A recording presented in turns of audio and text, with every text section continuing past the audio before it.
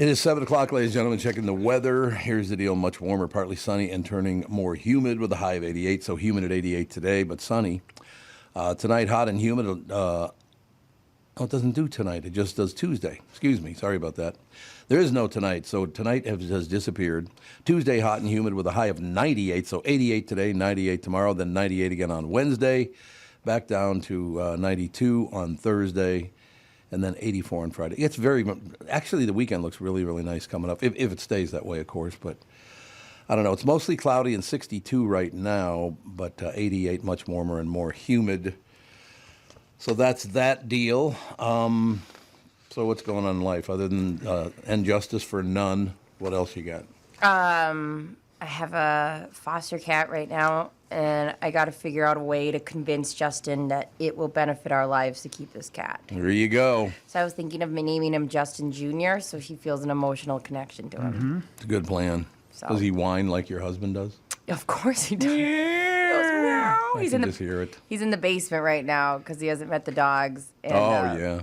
Yeah, he's super cute. I'm the mayor of Pity City. Yeah, there you go. Did you have any idea how the cat will get along with the dogs? I think okay. The dogs are really used to cats. Oh, okay. They've been around cats a bunch. We used to have a cat. And there you go. I think it'll be fine. And then I grabbed him a bunch, the cat, to see if he'll react at all because to Go-Go grabbing him, and he doesn't do anything. And then Go-Go met him and grabbed him. Nothing. He's just kind of chill. So I feel like I just got to sell this. How do I sell this as a benefit to us? Can the cat make any money? Ooh, he's naked all the time. Okay. No, he means like a politician, though. The big money. Okay, yeah. The big. He'll big run bucks. for something. Yeah, I don't need a Meow Mix commercial. I need big money. The big dough. Mm-hmm. Yeah, exactly right. That's a way to. Yeah, I'm on it. God, I just love this. Because I don't have a dog in this fight. I just watch this big battle. Who's a bigger criminal or thief or whatever? Yeah. Either Trump or Biden, and it's just.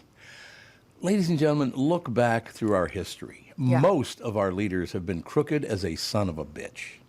So if anyone tries to say, "Oh, I'm not crooked," give me a break. Where'd all the money come from then?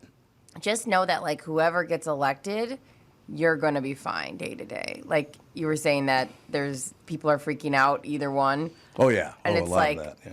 It's like, you know what? You're going to wake up in the morning, you're going to eat your cereal, and it's going to be just fine.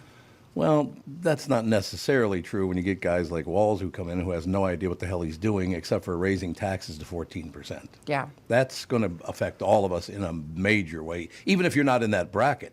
In that case, you're going to wake up in the morning and you're going to share your cereal with each other. Yeah, exactly, because you can't afford your own cereal anymore. Yeah. Now, these guys and women think they can get away with anything now, and they're... I just watch a little bit of news every. I don't watch a lot of news anymore. I watch a little bit. And first of all, I can't stand most of the news people that are on television in any case. They're just not my kind of, hey, let me tell you a story that it's like, is that how you talk at home? Yeah. Hey, Catherine, how's it going today? Lovely blouse. It's just, so ridiculous. So I don't know what the hell to tell you, but it's, I was just looking at the headlines. There's nothing really going on other than, of course, they got a lot of problems over in Hawaii, got a lot of problems in California. Mm-hmm. Apparently, the politicians are getting the piss beat out of them by the climate activists because they're claiming that it's global warming that caused this. Mm-hmm. Which, that's your opinion. I guess we've had, what was it, a hurricane that turned into a tornado, or what happened? A hurricane? Yeah, it was an earthquake. Yeah, there was an earthquake, too. That's right. Earthquake that started before the hurricane hit. On top of that, yeah. Now, that's going to be hard to blame climate change on an earthquake. Yeah. That's going to be a bitch. There's no doubt. Look, I'm not saying we shouldn't. Catherine and I drive electric cars. We moved to a much smaller house. Catherine and I don't pollute anywhere near as much as most people, so I understand that. Yeah. I'd like a cleaner planet for my children and grandchildren as well. Totally. That's not my argument. It's just stop using it to make money, because that's what you're doing again. Yeah. Also, as much as I want to also be responsible, it's really funny when they'll say, hey, don't use plastic straws. And it's like, do you guys think I'm out here making the plastic straws? why do they always blame the consumer? Like, we have do, yeah, the right. least amount of control in the Yeah. supply chain line. Yep. Like, at the end of the day, if these paper or these plastic straws exist, they exist, and then that's going to be a problem. So it's like, if I'm using them or not, like, there's a store that I go to that has like 3 bins. It's trash, and then it's like Oh, yeah. it's Recycling. trash, recycling, and then compost. And on the trash, it says like something to kind of shame you. That's like, will, forever in a landfill. And I'm like, you're giving me these samples in a container that matches the picture that goes forever in a Right, landfill. right. Like, who's the problem? Do you want me to like go, no, don't use it, just hand it to me? Or like, what? Baby bird it into my mouth, please. Which, like, fine. That's, sounds great. What was the movie that the guy said, put all your money in plastics? Was that The Graduate? I think. I can't remember. I think it was The Graduate. Well, here's what you want to do. Put all your money in plastics. And that was what, the late 60s, early 70s, something like that? Would have been an ingenious. Yeah, The Graduate. It was The Graduate, okay. So, yeah, put all your money in plastics, and now, of course, they need to, I don't know what the hell they're going to do with all this plastic. Can you destroy it without polluting the piss out of everything? I have no idea. I sometimes look at things and go, wow. Like, there are times, like, people buy these little trinkets and these little things from Amazon, or you'll see all this stuff, these little tiny things, and you go, this seems so, like, we're going to look back at this time and go, this was the Wild West, like, of just using, making just the stupidest things and just trashing stuff. You guys ever roll with Dave Dahl at all? A little bit. He used to come by KQ once in a while. Did he? Yeah. Like when we did promotions and stuff. He is the sweetest man ever. And every time he'd be out, remember the song, We Count on Dave? And he's just like super smiley, guy smiley, always with the finger guns, pew pew, Love finger guns. shaking hands and all that. He was always just super nice. And then the second anybody would go, well, you know what's happening? There's a little bit of climate change going on. Oh, God. Dave would it was Dr. Jekyll, Mr. Hyde. He'd be like, climate change is not goddamn real. And you're like, whoa, okay, bud. And then he would give you all of these facts to back him up. And then he'd be like, okay, well, anyways, I'm going to go with the shrimp scampi. So if you guys want, and then he'd go right back to being Dave Dahl again. But he was super passionate about how crazy climate change is. Everyone has their thing, right? That like turns him into a monster. Sure. Not Dave Dahl. It's not a monster. It's leaning that way. No, Dave is a great guy, though. You're right about that. The best. Very nice guy. He's squared. And I still, to this day, I just don't understand why we love to point fingers at ourselves when there are 7 times more people in the Eastern Hemisphere that pollute the piss out of this planet. Oh, yeah. We're not even close. I bet you we're not even close to 1% of the damage done. Yeah, and Carlin's got that old great bit about how you don't think the Earth knows what it's doing. Right. No, it's true. The Earth knows exactly what it's doing, Yep. okay? Listen, we're like that, what's the line that he uses? We're like a flea on a dog. It's just going to shake us off one day, and then we're not going to be here. I mean, we're like the 6th incarnation of, like living things on this planet. The Earth knows what it's doing. It's going to be fine. I would have to agree with that 100%, and we've been talking about that for a long time, but I just, once again, climate change is a great way to make money. Look at Greta Thunberg. She made a ton of dough, didn't she? Her parents did, I guess. As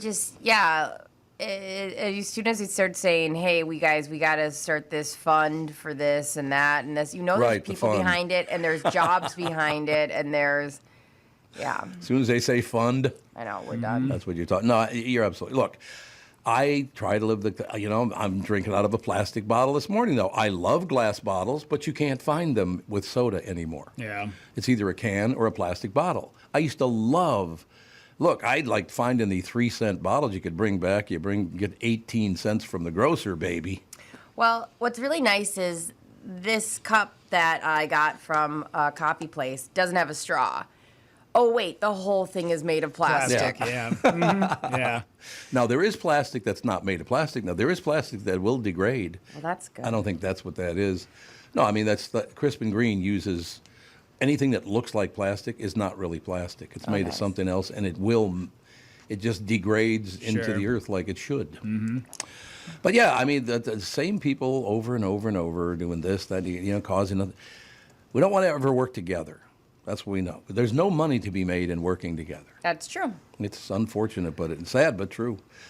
I don't know. People will do what people will do, and that's why I sit at my house and wave to them out the window. Hey, good to see you. Hey, no, don't come to my door. Get out. It's too bad they don't go with more glass bottles because They should. a beverage out of a glass bottle tastes so much better. I agree. You give me that, what do they call it, the Mexican Coke? The Coca-Cola that comes from God. Mexico? That is, that glass bottle. It's Yep. delicious. Yeah. Plus, Mexican Coca-Cola is, and I love Coca-Cola, but Mexican Coke is better. I don't know what the hell else they do to it. It's the sugar or whatever it is. Man, that stuff is good. I go to the Barrio on 50th in France, and every time I walk in the door, they walk over and give me a Mexican Coca-Cola. Nice. Delicious. It is phenomenal. That's like what I dream of, is knowing a place so well that they like hand me my order right away or my drink. It's fantastic. Like that's when you know that you're in a good situation. They don't do that at Arby's for you?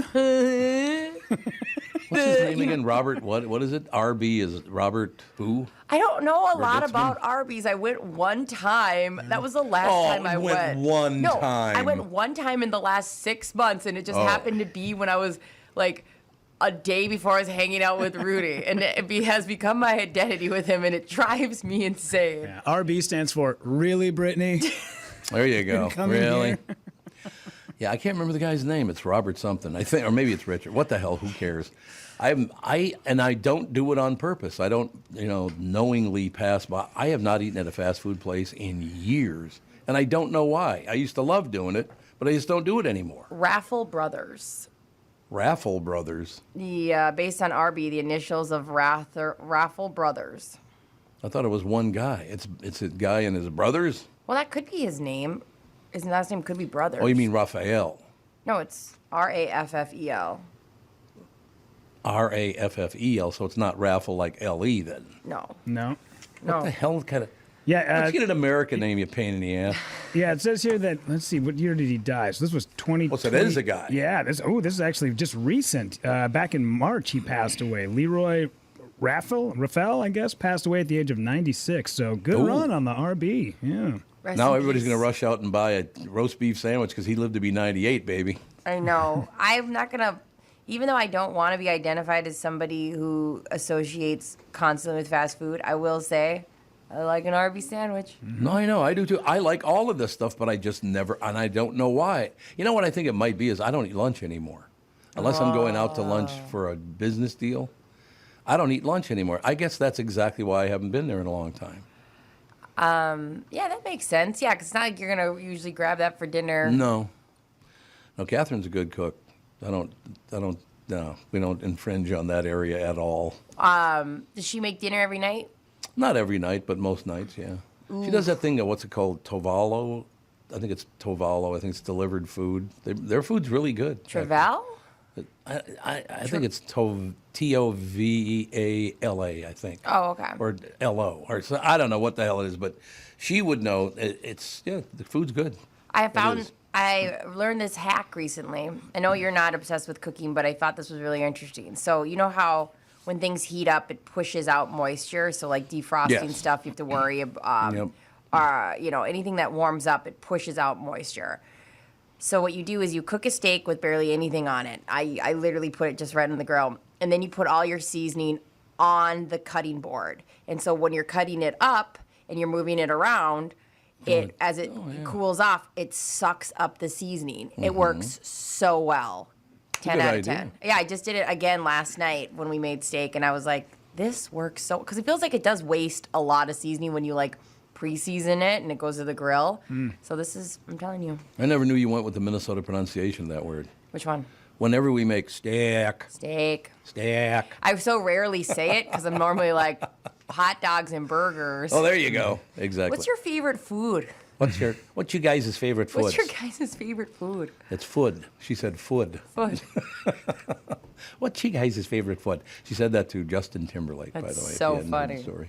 I should mention, by the way, that I ran into tons of listeners over the weekend at Tokyo down there at Southbridge. Ran into a young man and his family. He's a big listener. Really, really nice guy. A bunch of people over in St. Paul. Ran into them yesterday. Here's what I loved about this one, though. There were about 7 people, like maybe 10 people, somewhere in there. But all of the women, each one of the women came over and said they loved the show and they listen every day, and they were going on. And the great part of it was, she said, God, it's so great. I said, what's that? She said, well, I've always wanted to meet you, and I would have never known, except I recognized Catherine. Dang. And she didn't recognize me. She recognized Catherine, which I thought, Catherine's like, well, I suppose.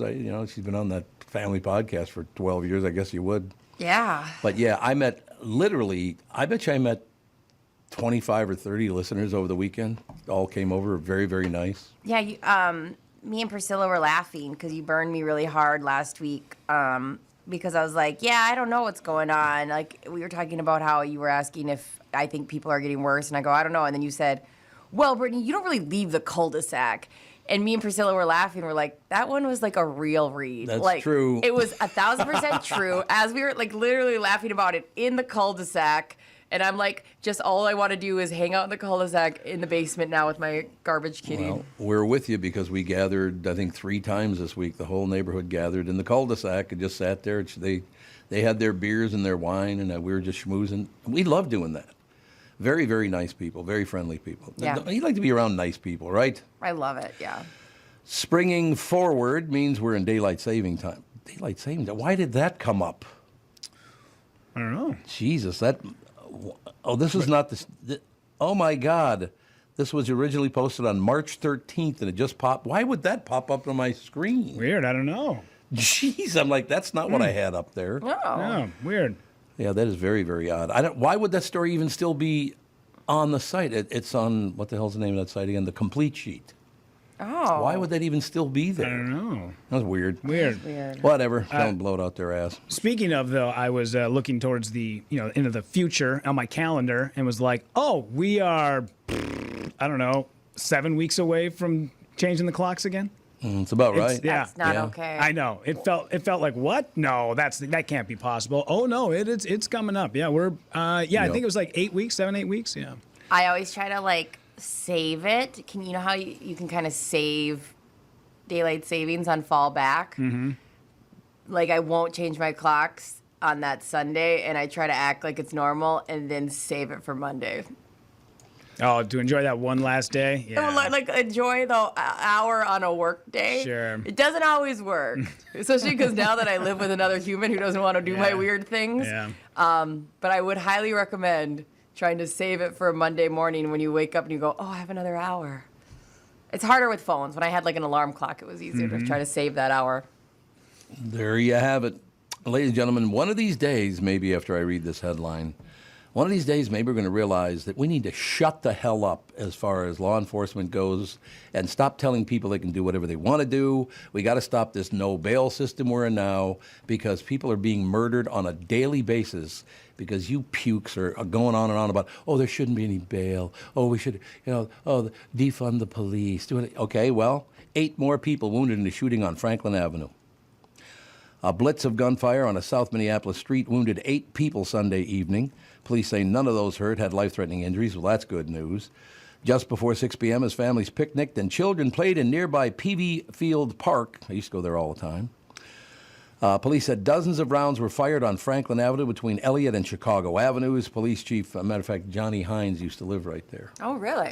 Yep, that's where he lived. Great guy. He's on TV a lot now. It's nice to see him. That's cool. John's a good guy.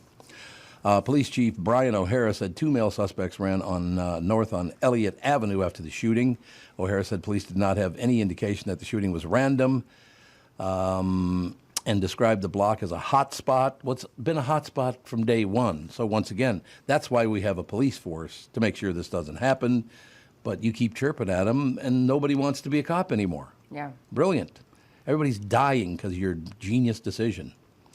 6 of the wounded were boys in their late teens, 5 younger than 18, and 1 was older than 18, or was 18 years old, actually. Exactly. O'Hara said at a news conference on Sunday evening, 2 other people in their 40s, a man and a woman, were also wounded after the shooting. Well, what do you think you're going to do? Go to the park and play and have a good time? God forbid, right? Forget it. Can't be doing that.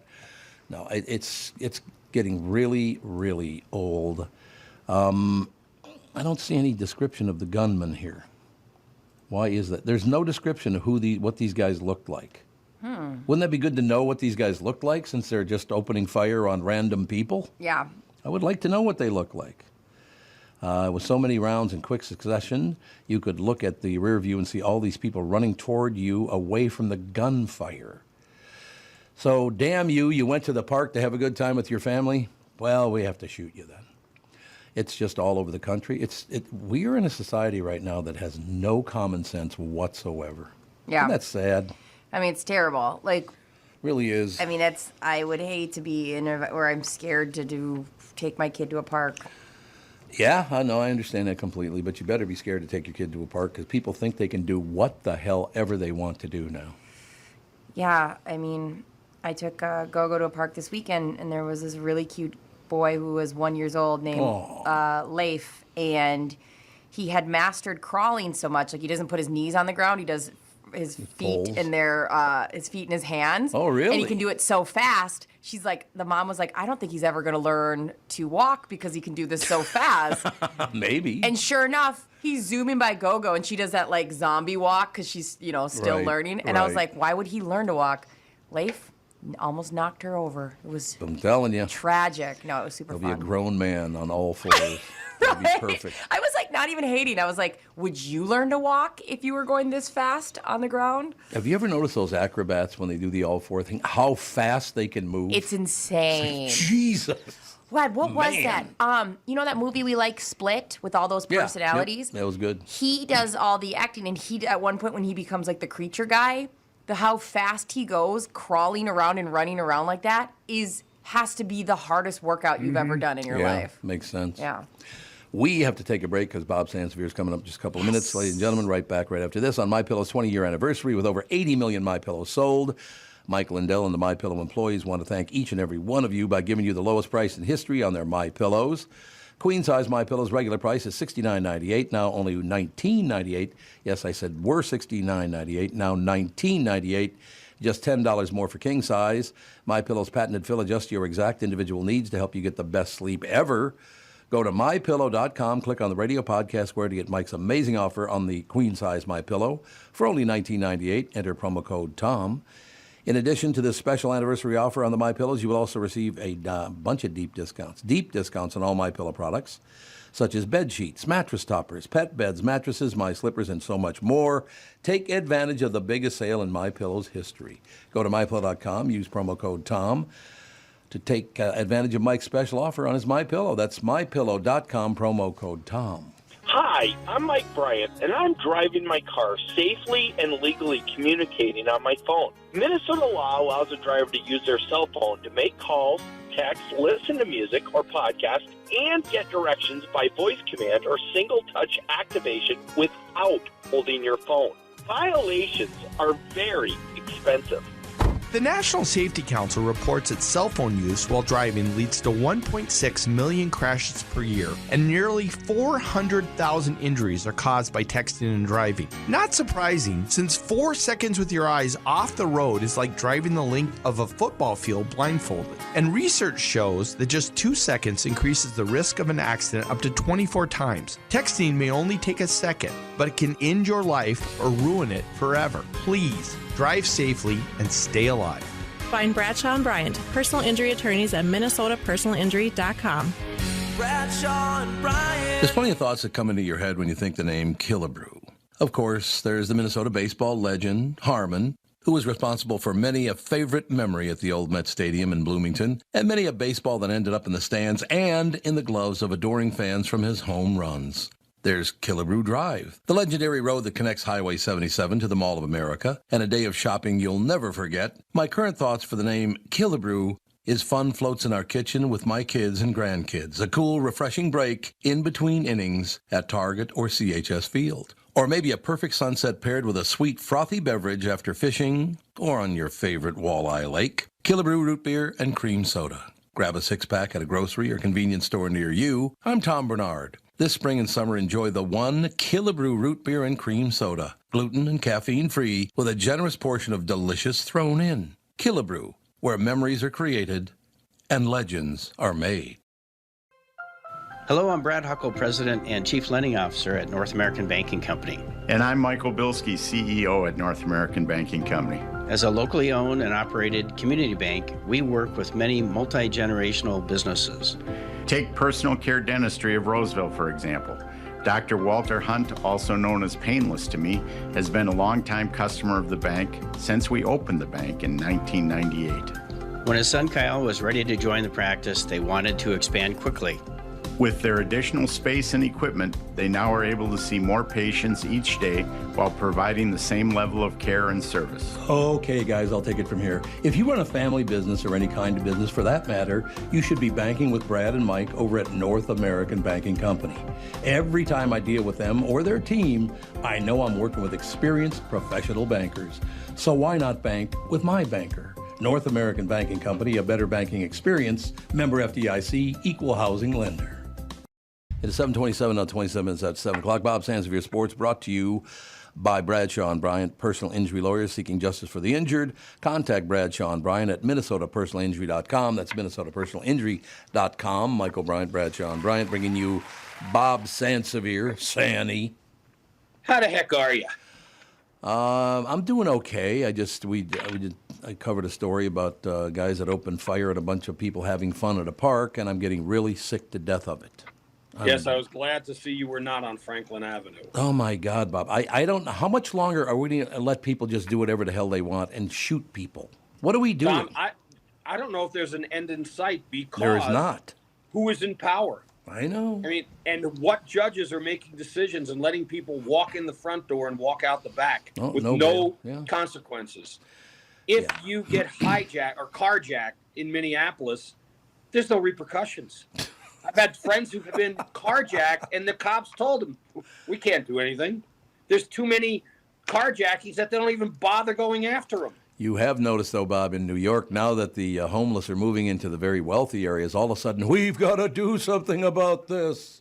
Have you noticed that this weekend? Like that. What a joke. Well, I saw a bunch of people almost celebrating because they got rid of some on Martha's Vineyard. Exactly, that's right. So as long as you're not near my house, you go ahead and do whatever you want. But you can't be by my house when you do it. Tom, I know I have a solution to all of this. Ooh, I'd like to hear it. Well, my son and I, we drove to northern Nebraska through southwest South Dakota and it's beautiful. Northwest Nebraska. 150 miles of desolation. Yep. I mean, I don't know. We might have seen half a dozen homes in 150 miles. I don't know where they get their fuel. I don't know how. I mean, you make a call to Instacart, they're on a 200-mile trek. But, I mean, there's nothing. Why not put some settlements there? It worked for the Native Americans back in the day. Indeed. It's all true.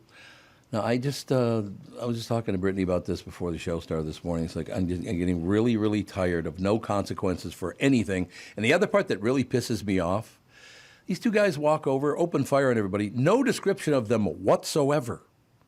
Why isn't there a description of these perpetrators? Because that could be, this is basically, think back, this started years ago with the Star Tribune and the TV stations, and I'm sure the Pioneer Press.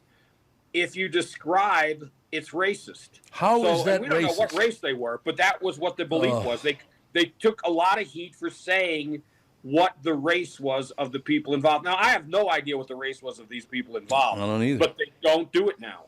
Why? I'd like to know what the guy looks like that likes to shoot at people that are unarmed. I'd like to know what he looks like. Well, I don't even know if it's a guy, actually. Maybe it was two women. Okay, I could be wrong, but I'm guessing you don't hear a lot of women going out and shooting people. It happens. Brittany, she's the only one. Yeah, I didn't want to burst your guys' bubble and go, yeah, it's a guy. She could snap in the cul-de-sac someday.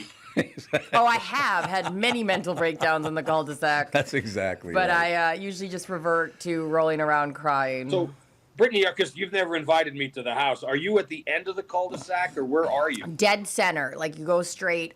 Bob, first off, I would love you to come. Secondly, happy birthday yesterday. I thought about texting you 400 times and then forgot, but I do love you. Happy birthday. Your daughter's pictures on Facebook were very cute, giving you a birthday shout out. That was the very beefy version of me. Yeah. Beefy?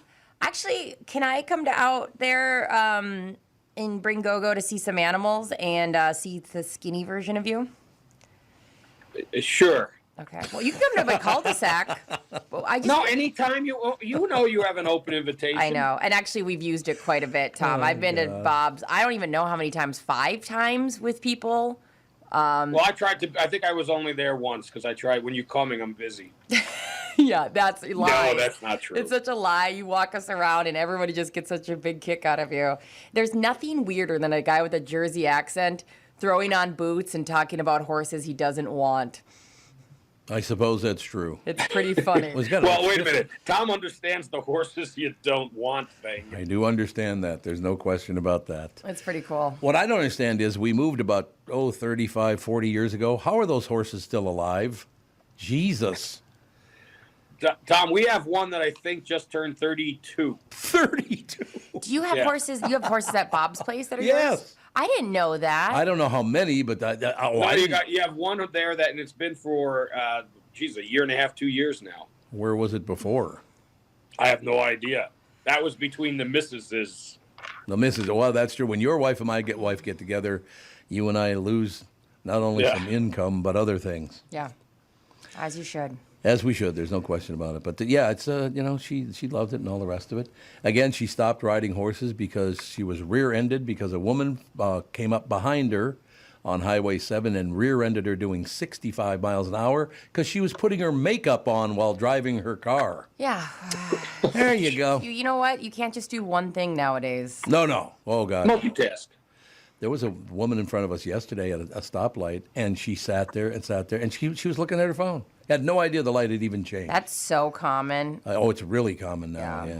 This is all about you, I forgot. It's all about you looking at your messages. I think we just have to, I have to get to a point where all of us, we just put our phone in the trunk. This is where we're at in life because especially these, teens are so, they hear a noise, they look at their phone, and I have to stop myself too because I'll hear a ting and I'm like, no, it can wait. There's there's literally no urgency in my life via text message. If something really important's happening, people are calling. There was some article that was written recently that red lights, the amount of time a red light is showing is down 2.7 seconds. They want to try to speed up traffic a little bit, but the amount of time that we sit at red lights has almost gone up by 30% because it turns green and nobody's paying attention. Yeah. Mm-hmm. I think also another thing we need is a less aggressive horn option. Because I need a little horn that goes, hey, you got to go. And I have, our normal horn that's like, move, bitch, get out the way. Good. That's my horn. But I want my horn to also just do hey, we all make mistakes, but if you could get going, please, I would appreciate it. I need a tap on the shoulder horn. What we need is the giant loudspeaker on top of our car and play Mike Bryant's commercial that he just did about people texting and driving. Right. Yeah, there's a whole Curb Your Enthusiasm episode about aggressive horns. Really? Yeah, Ted Danson gets in a fist fight with a guy because he was like, hey, bud, just a reminder, time to move forward. And his horn was too aggressive. Yeah. And the guy gets out and wants to throw down with him because he thought he was, angrily honking at him. See, we need a Minnesota horn to be hey, friend. What do you mean a Minnesota horn? Well, hey, friend. Hey, buddy. So the horn would actually stab you in the back? Is that what you're talking about? Is that why it's a Minnesota horn? You're doing great. F you. Yeah, exactly. Well, that's exactly it right there. You know what we need actually on cars, especially if you're going to Minneapolis? You know how, and Tom, you know this because you had it too, I'm guessing, electric fencing? Mm-hmm. We need to electrify our door handles. Oh, I like it. Wow. That works for me. Just where you go to grab it, you zap them and they land on their ass.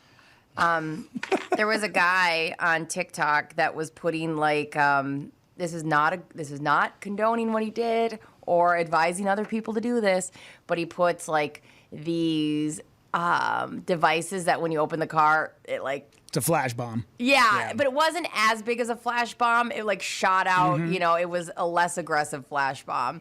But it, lights went off, something went poom, whatever, and scared the hell out of people. Didn't go poom. His truck had been stolen 2 times prior to that. Brittany, why would you be afraid to say, I'm not endorsing this? I endorse it. No, because it's a great idea. I don't love that. Hear me out. I don't want people messing with homemade bombs, period. That'd be good. I worry. You get the sanctioned ones. By the way, did you see the story of a woman? I think I saw it on a CBS site. She's in Minneapolis. 4 times her Kia has been stolen. Dude, get a new kind of car. Like, I'm not saying she's the, I'm not victim blaming, but, why are Kias so easy to break into? They are. That's what I understand. They're very easy to break into. Don't need a Kia. And if you really want your head to explode, there are lawmakers in California that are trying to sue Kia for making vehicles that are too easy to steal. Instead of us putting resources into catching the guys that are stealing them, or I don't know, maybe putting these guys in jail, we're going to go ahead and penalize the people that are giant employers who do. I'm just so blown away. Rudy, it's not just in California. Keith Ellison wants to look into doing that as well. Oh my God. Sue Kia. As somebody who locked their keys in their car many times in my 20s, I'm really glad that the car I had was easy to break into. There's a place for that. Mm-hmm. How about if I lock Keith Ellison in a car? How about that? Are you going to have the AC on? Can he get out? We also don't condone smothering people to death. Well, he did it with that woman with the pillows and the mattress, didn't he? What? He didn't kill her, but he was dragging her around the room and all that stuff. You don't remember that story? The ex-girlfriend, allegedly. The ex-girlfriend, yeah. Oh, dang. Yeah, well, again, it's all allegedly because they never went after him. Yeah. Oh, dang. I know somebody that's really good friends with him. I was like, how can you be good friends with me and him at the same time? That's a little odd. Yeah, I don't think I would want to be associated. No, thank you. Not my kind of guy, I will tell you that. But in any case, Sandy is my kind of guy. That's all I'm saying. Hey, I should probably tell you a few things about your twins. Bob, they're 6 games up now, and I didn't even realize this. First time in my life, and I do believe it's the first time since I was 15 years old, I have not watched 1 second of the Vikings in preseason. None of it. Tom, I've watched a few seconds. I mean, I was driving yesterday during the entire or the other day during the entire game, so I didn't see any of it. And I don't really care because it used to be a preseason game. You got the starters, you get to see what's going on. Yep. But it's nothing like that now. They don't care if they win or lose. They do not in the preseason. And they do lose. And they do lose. They lost 2 so far. They got only three preseason games now. Yeah, they got one left. They get Friday against Arizona. Yeah, my family went to the game on Saturday night, and they came down from northern Minnesota to go to the game because, listen, I appreciate the fact they want to come down and hang out, but if you're going to go to a Vikings game, don't cheap out on it. Just buy a ticket, spend the extra $50, $70, whatever it is, get a good seat. But I love when my family from northern Minnesota comes down because they came and had lunch with us, 2 o'clock. Game is at 7. I said, hey, what time's the game? 7 o'clock. Great. What time are you guys going there? Doors are at 5. Oh, God. Oh, no. I was like, that doesn't answer my question. Doors are at 5. What time are you guys going into the game? Oh, we're going there at 5 o'clock. Oh. I was like, for why? Well, we can beat the traffic. I was like, it's a preseason game. There's no traffic. No traffic. So I texted. Yes. So my daughter went with, because there was a group, I don't know, must have been about 12, 15 of them that all went. I text my daughter. It was 10 minutes after 5. I said, are you in the stadium? She said, yes. I said, that's got to suck. She goes, this is brutal. It sucks so bad. I'm like, why would you do that to yourself? So you're going to be there from 5 till what time does the game done at? Well, I think everybody finally left in the middle of the third quarter because they just couldn't take it anymore. But what a waste of 2 hours in a city that you never come to. You could have walked around downtown. You could have gotten to the U.S. Bank Stadium at 6:57 and still been in your seat by 7 o'clock. Is that an anxiety thing, you think, that they just want to get there in their spots? Yeah, my uncle will drive down from northern Minnesota. He will come down 4 hours to get to St. Paul to buy concert tickets at the box office because he refuses to pay the extra $17 to Ticketmaster. Oh. So he'll spend $40 in gas to save $17. Oh, yeah. He's a principled man. He's a principled man. What is your time worth? I don't get it. That blows my mind. But the casualness, people from small towns will drive 4 hours. It's insane. Sure. Like my family will be like, oh, we're just coming by for one night from Bemidji, so almost 5 hours away. Yeah. One night. Turn around, go right back home. One night, turn around, go right back. I will never. None for me. No. None for me, thank you. No, if they enjoy it, they enjoy it. Good for them. I'm happy for them. They did give us 6 takeaways from the Vikings preseason loss to the Titans, Bob. I can't wait to hear what those are. 6 takeaways. A defensive lineman and a backup tight end were among the standouts Saturday night, but the offensive line and secondary. So we have a bad offensive line again this year. Our offensive line last year was terrible. you have no backups, it appears, on the offensive line, especially Uli Uda is probably on his way out. That was my birth name, Uli Uda. I was born Uli Uda. And then my mother said, let's go with Tom instead. It's not and Tom. then this kid came across it and took it. Yes, exactly. Yes, exactly. Say, isn't that Uli Uda over there? I thought it was. Uli Uda, you forgot your backpack. You forgot your backpack. Yeah, I don't know, Bob. But for the first time in my life, and since I was 15 anyway, I have not seen 1 second of a Vikings preseason game this year. I used to watch them from start to finish. Well, I watch the regular season games, but I got to be honest. I watch more to see how my fantasy football guys are doing than how they're. I don't care anymore. I know it's hard to care about a team that's never won anything. Why get so invested? Because you know, in the end, it's just going to be crushing. Yeah, it is. You're absolutely right. I don't know. I'll watch the Vikings once the regular season starts in a couple of weeks. I will watch my Vikings, and I don't know. We'll see. Hopefully they'll be good. They were good last year, and then as soon as came time to really put on the show, they fell apart completely. So, well, you know what's there's somebody who is evil in the NFL office, because to do to the Vikings what they did, make them just like last year have to go to Philadelphia to play the Eagles in week 2. Right. Oh, they're just going to get destroyed. They are going to get destroyed in Philadelphia. I don't think there's any question about that. I still love the fact that in Philadelphia, Santa parachuted into the stadium and people booed the piss out of him.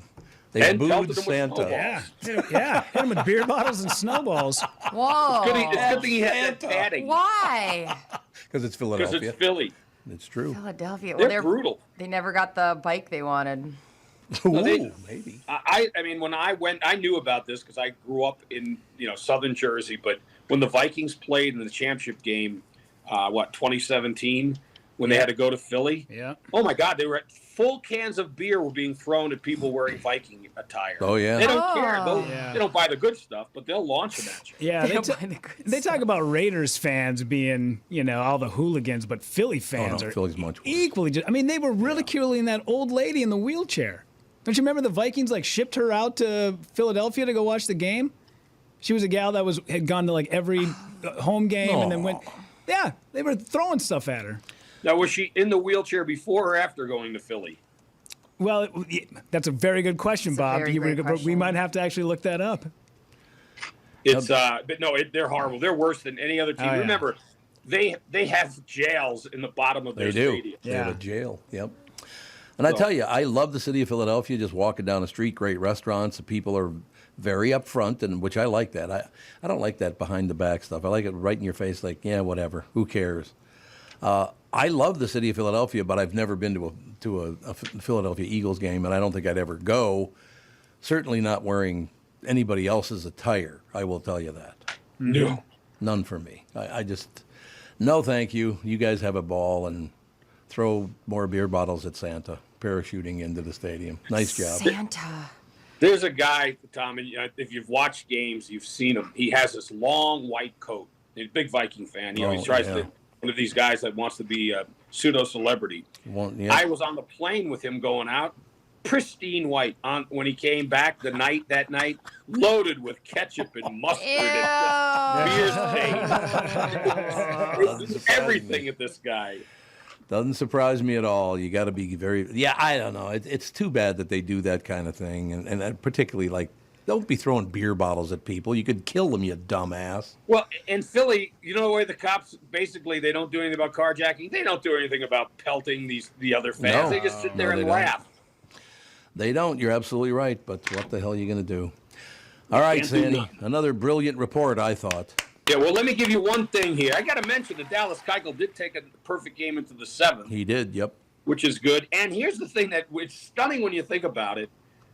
In the AL, there's only 2 teams that actually have a better percentage or playoff chances than the Twins. I know. The Orioles and Tampa. And then it's the Twins at 95.1%. Jesus. Well, last year they fell apart. In September they fell. Well, actually, was it late August when they fell apart, or was it September? Into September. Yeah. I think they had a 50-game lead, and they just fell apart and lost it all. They did have a 16-game lead at one point.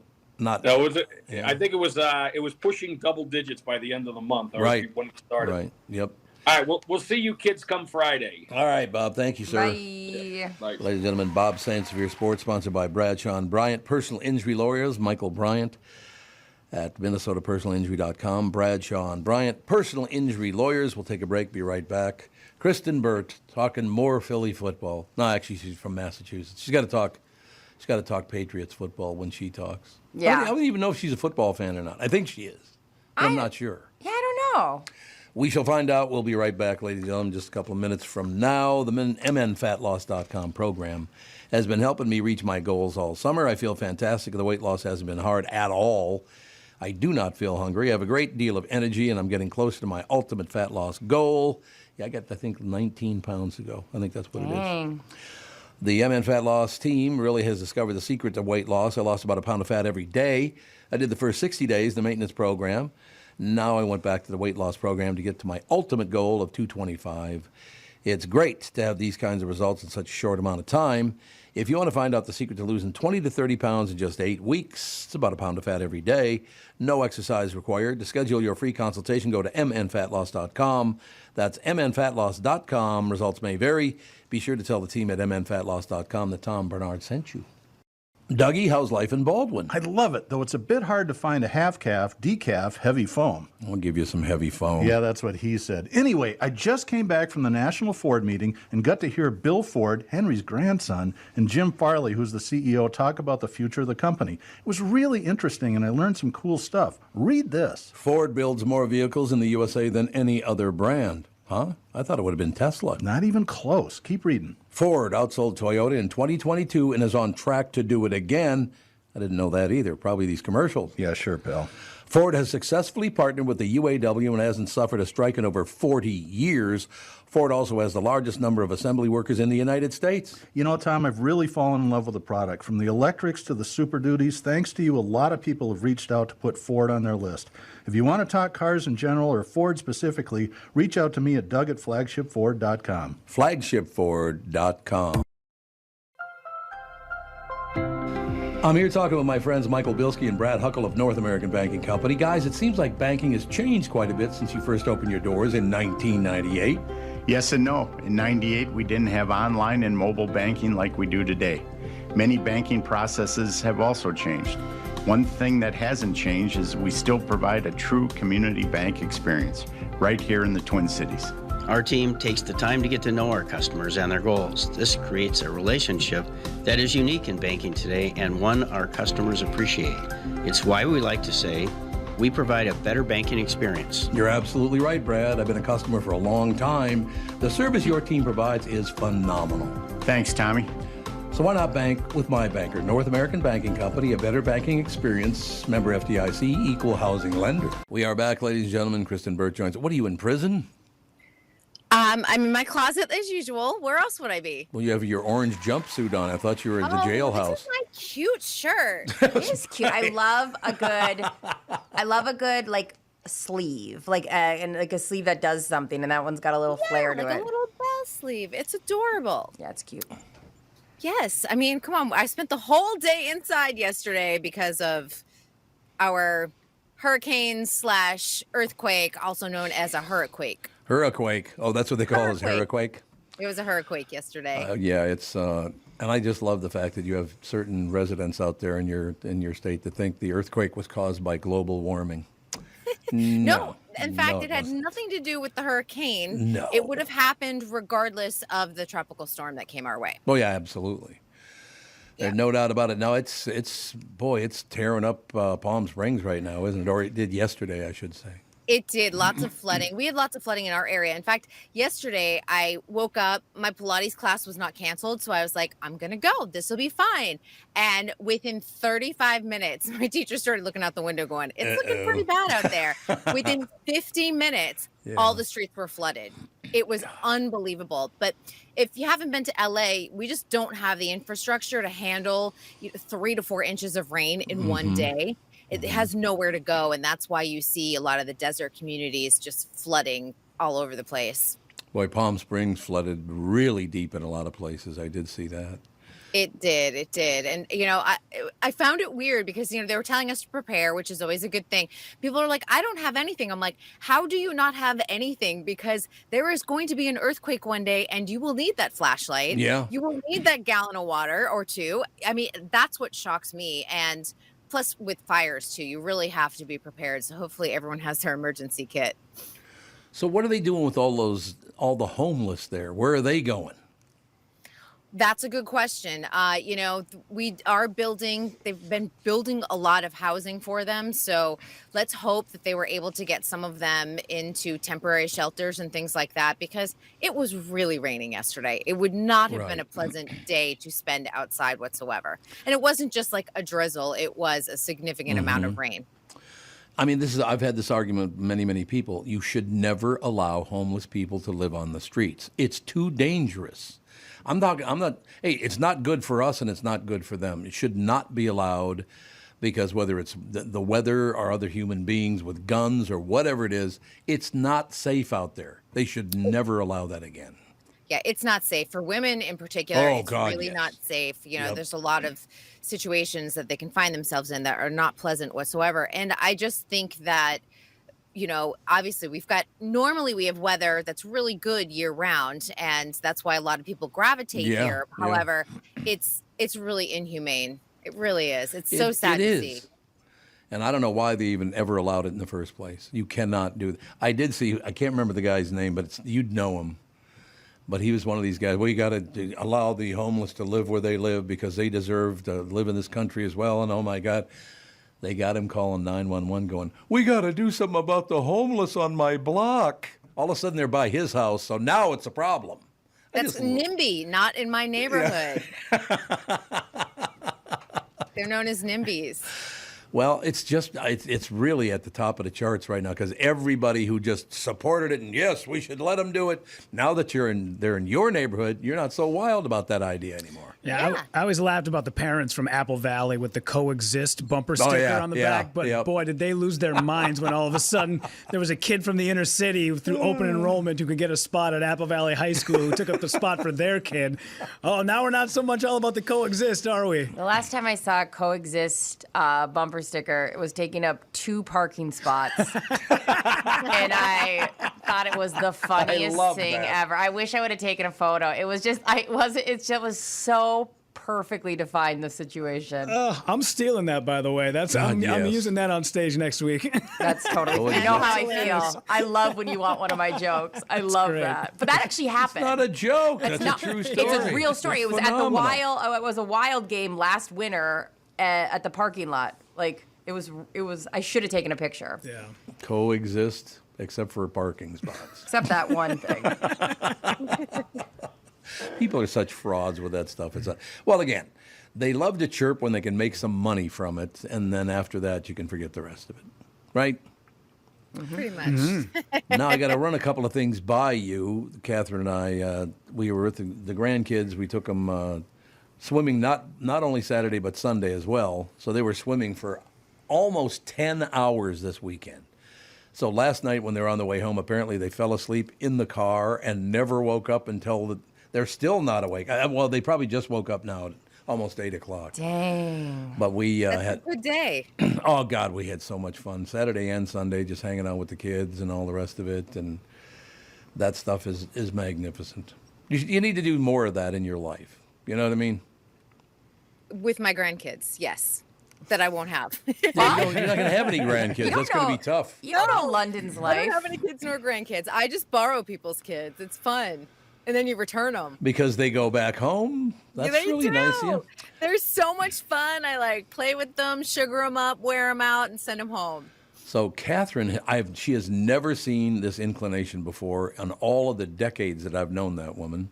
I don't know what the hell changed, but she must have been very tired last night, or 2 nights ago. So Saturday night, we came home, and she wanted to watch The Pope's Exorcist. Because I am a huge fan of Russell Crowe? Yeah, well, Russell Crowe, definitely. Mm-hmm. I think love horror movies. He's I don't anymore. I used to, but I don't anymore. They don't make a lot of good ones. Well, that's true. They suck now. He used to go every weekend. Yeah. Oh, yeah, absolutely. But they're not good enough to go anymore. Well, we watch. Have you guys seen The Pope's Exorcist? No, but I keep seeing the ad for it. Like I keep seeing it pop up. It's really good. Good. The guy does a hell of a job. There's no question about it. I mean, it's entertaining as well because of all the special effects and all that and stuff that goes on. And, lick me. They don't do any of that. Oh, okay. But, so we watched that. And then we get home last night. She goes, there was something else I wanted to watch. And I said, what's that? Then last night she makes me watch 2 hours of the life of Father Amor. That's the guy that Russell Crowe played in. The real life guy. He died at, I think, 91 years old. Oh, wow. Yeah, he's... How was that? Was it like a little mini doc? It was not a mini doc. It was 2 hours long. Dang. With the feature-length documentary, not a docu-series. I'm taking it. They actually had live footage of him doing exorcisms. Ooh. Particularly on women, because you guys are evil. I just like to point that out. I was trying to... Yeah. But yeah, I would say The Pope's Exorcist it's not a great movie, don't get me wrong, but I would say that Russell Crowe's acting was great. He was amazingly good in that movie. He has fallen off the radar. He has, was yeah. everywhere. And, Oscar winner, he was like the guy in the 90s. And it's like, he is just not... And it's so weird to me that he's still like not in the realm of like the A-listers, whether it's maybe it's because he didn't do a Marvel film. I don't know what it is, but I just feel like he just completely fell off the radar. I talked to him one time briefly on the telephone, and I asked him that very question. And he said, because I won't kiss ass. He won't do it. He won't suck up to people. And in Hollywood, if you don't kiss ass and suck up to people, they're going to penalize you for that. Well, they do it in radio. They do it in television. If you don't kiss ass, boy, you're not their kind of guy at all.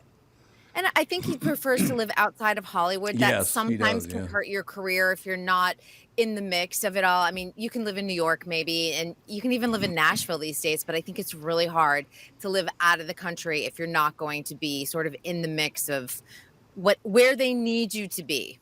Where's he from originally? I believe Australia. I think it is Australia. I think you're right about that. But that boy can act. I will tell you that. He's a hell of an actor. No getting around it. Mm-hmm. So, yeah, we watched that last night. And then Saturday night. And then we watched the documentary on the actual priest himself. And the great thing about that was the last half hour of that was a bunch of psychologists, psychiatrists, people, the doctors who specialize on the human brain. Yeah. Talking about what is this, And there's really no proof it exists, but there's also no proof it doesn't exist. Okay. And that's how they left it. So after 2 nights in a row of this, where does Tom Barnard fall on this belief?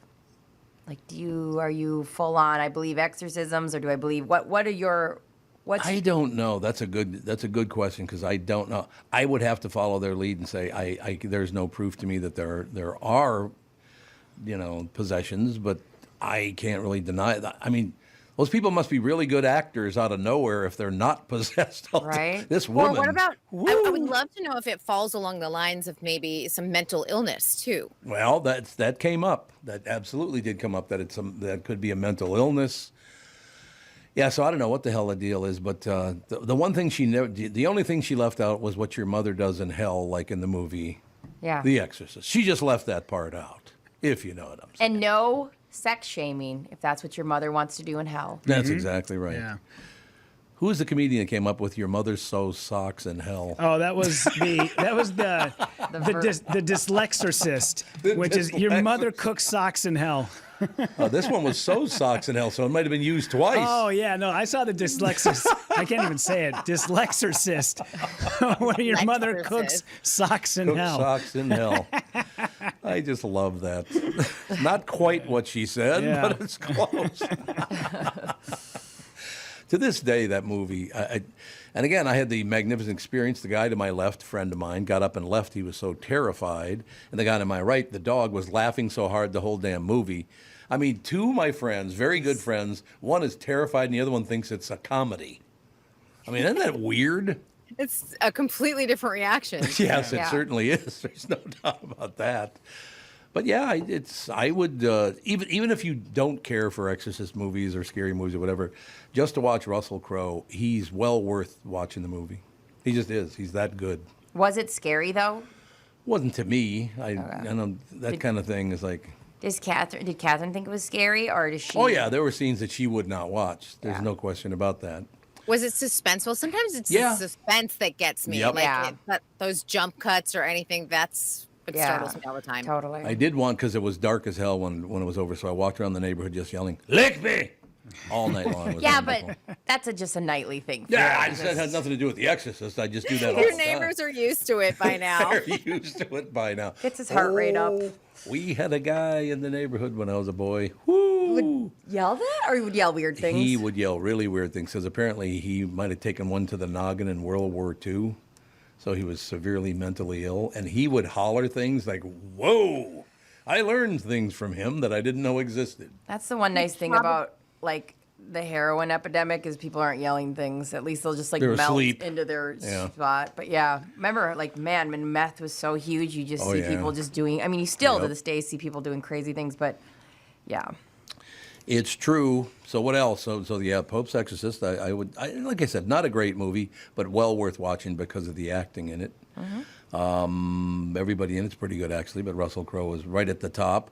Also watched Beef, the second episode of Beef with Ali Wong. I love Beef. Are you enjoying it? That's fantastic. Well, first of all, Ali, what's the name of the I think it's a Chinese restaurant right there on 25th and Nicollet, down by where Creation Audio used to be. I know it's Eat Street. Yeah, it's Eat Street. I can't remember the name, but there's a few of them. I think there's like, isn't there? There's the Pho restaurant. There's there's Pho one down Sale there. or something. I can't remember, but yeah. Yeah, I can't remember the name of the restaurant either, but many, many years ago, I'd say, God, probably 10 years ago, Ali Wong was in town, and she did the morning show, and then she came and did the family podcast, and then the whole family and Ali Wong went to dinner at that restaurant. She might be one of the nicest damn people you'd ever want to meet. What a nice person. I love her stand-up. Oh, she's hilarious. She's a damn good actor, too, by the way. She's really good in Beef. Very, very good. She's dating Bill Hader. She's what? What? She's dating Bill Hader. She was? She is. She currently is. Oh, I didn't know. She divorced her husband and is dating Bill Hader, and he's become like the new Pete Davidson because he dated Rachel Bilson during the pandemic, and then he was dating somebody else like right after that. Oh, Anna Kendrick for like a year, and now he's dating Ali Wong. Because that was like a quiet breakup, the Anna Kendrick one. That was super under the radar. Rachel Bilson has gone to talk a lot about their relationship on her podcast, like talking about how much she enjoyed sleeping with him. Ding-a-ling. Yeah, ding-a-ling, exactly, a big one. They talk about ding-a-ling. They talk about that being the biggest revenge, though. Like Pete Davidson talks about it in his stand-up because they're like, oh yeah, Ariana Grande is talking about how big your penis is to everybody. Like that's got to be awesome. And he goes, is it though? That like there's an expectation, and if it's not that, wouldn't that be the best version of revenge? Is going around telling everybody somebody has a big penis, and then when they have like even just a normal sized penis, there's disappointment there. Sure, but of all the people that hear that rumor, maybe 1% of all those people are going to see your penis. So I would much rather have 99% of the people believe that I am well hung. Yeah, well, I think it's a little more than 1% for Pete Davidson. Pete Davidson's at least at 10% at this point in Hollywood. Oh, listen to you. Oh, come on. Look, Kim Kardashian, Kate Beckinsale, Larry David's daughter. He's dating Chase Suey Wonders right now. What do you go to the China theater or the Chinese theater? You go to the Hollywood sign and you have sex with Pete Davidson. Those are like the 3 tourist traps now that you go to in LA. That's it? Yep. What's bigger, his penis or his mouth? That boy has the biggest mouth, and I'm talking physical mouth. Yeah, it does. God, man, he's got a huge yapper on him. He does. What's that all about? Yeah, Kristyn, what's that all about? I don't know. It's probably why he's a comedian. Is he funny? Because I've never seen him be funny. I think he's funny. I think he appeals to women. I don't necessarily think he appeals to men. And honestly, everyone I know who has seen Bupkis is female. Yeah. Oh, really? Okay. And I swear they're the ones who are getting him a second season on Peacock. Did you watch Bupkis? I haven't yet, no. Yeah, that is funny because I watched a couple episodes. I will say this, his stand-up, you can tell, I feel like, the one I saw felt like he doesn't do stand-up a lot. And maybe I'm wrong, but it felt like very much so like somebody who's an actor trying to pretend to be a stand-up comedian. And I could be wrong, but this was right after the Ariana Grande one too, so it felt very like he was just focusing on that the whole time. I think also, too, if you watched him during his Saturday Night Live career, he didn't do a lot of the sketch comedy. He was primarily in, the news section. Yeah, and would just kind of do these little bit of they were monologues, and then they were 5 minutes and then he was done. So completely different than a stand-up set and certainly not sketch comedy. Yeah, I mean, it makes sense. Like I said, I haven't watched Saturday Night Live in, 30 years. Actually, and I'm very serious, what triggered it in the beginning was the Coneheads. I thought that was the most unfunny thing I've ever seen in my life. Mm-hmm. And I usually like Dan Aykroyd. I used to like everything he does, but that was just not funny. And then I just kept watching, why do I watch this? His show's never funny anymore. Yeah. Did you see Jane Curtin? She just did an interview, and obviously one of the original cast members, and she said she watched the first 5 years. They had given her, I guess, a DVD collection of it a few years ago, and she said, it is so painful to watch. She said, we weren't funny at all. No, a lot she of said times a they lot weren't. of the comedies dated, but she goes, I just cringe when I watch it. I think she sat down with her family one day to watch it. That's why she's not like randomly like, I love watching my comedy, but she said it's pretty awful.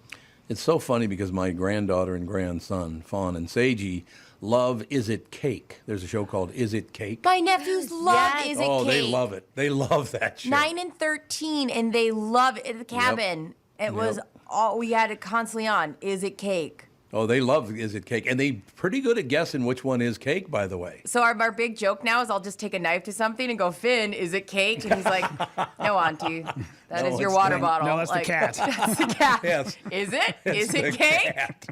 It's fascinating to watch. Honestly, But some of those cakes are amazing. For people who don't know, there are many, many things sitting on a table, and I'm talking about in some cases 20 things are sitting on a table, and you have to guess which one of them is actually not real. It's a cake.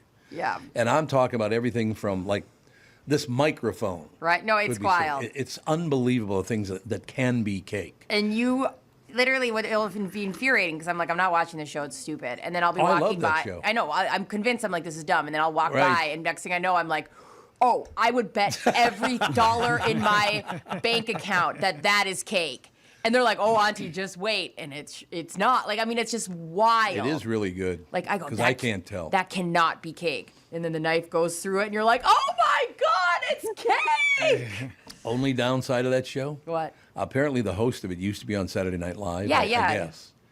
Most unfunny human being I have ever seen on television. What's funny though is on Saturday Night Live, how many times he's played this character Oh, of is that like right? over the top, Oh, okay.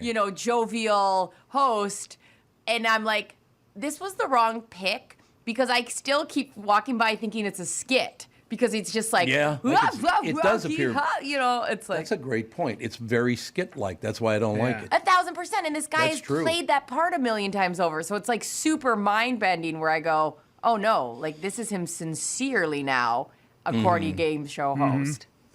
No, I watch it with Fawn and Sage whenever they're over, and it's fun to watch just because they're so excited about it. Is it cake? Is it cake? Is it cake? That's the question. Is it cake? Living my life, and I fought liking it, and it's so good. Well, and again, I got screwed because I tried to be logical, and I went with the phonograph, the record player. Yeah.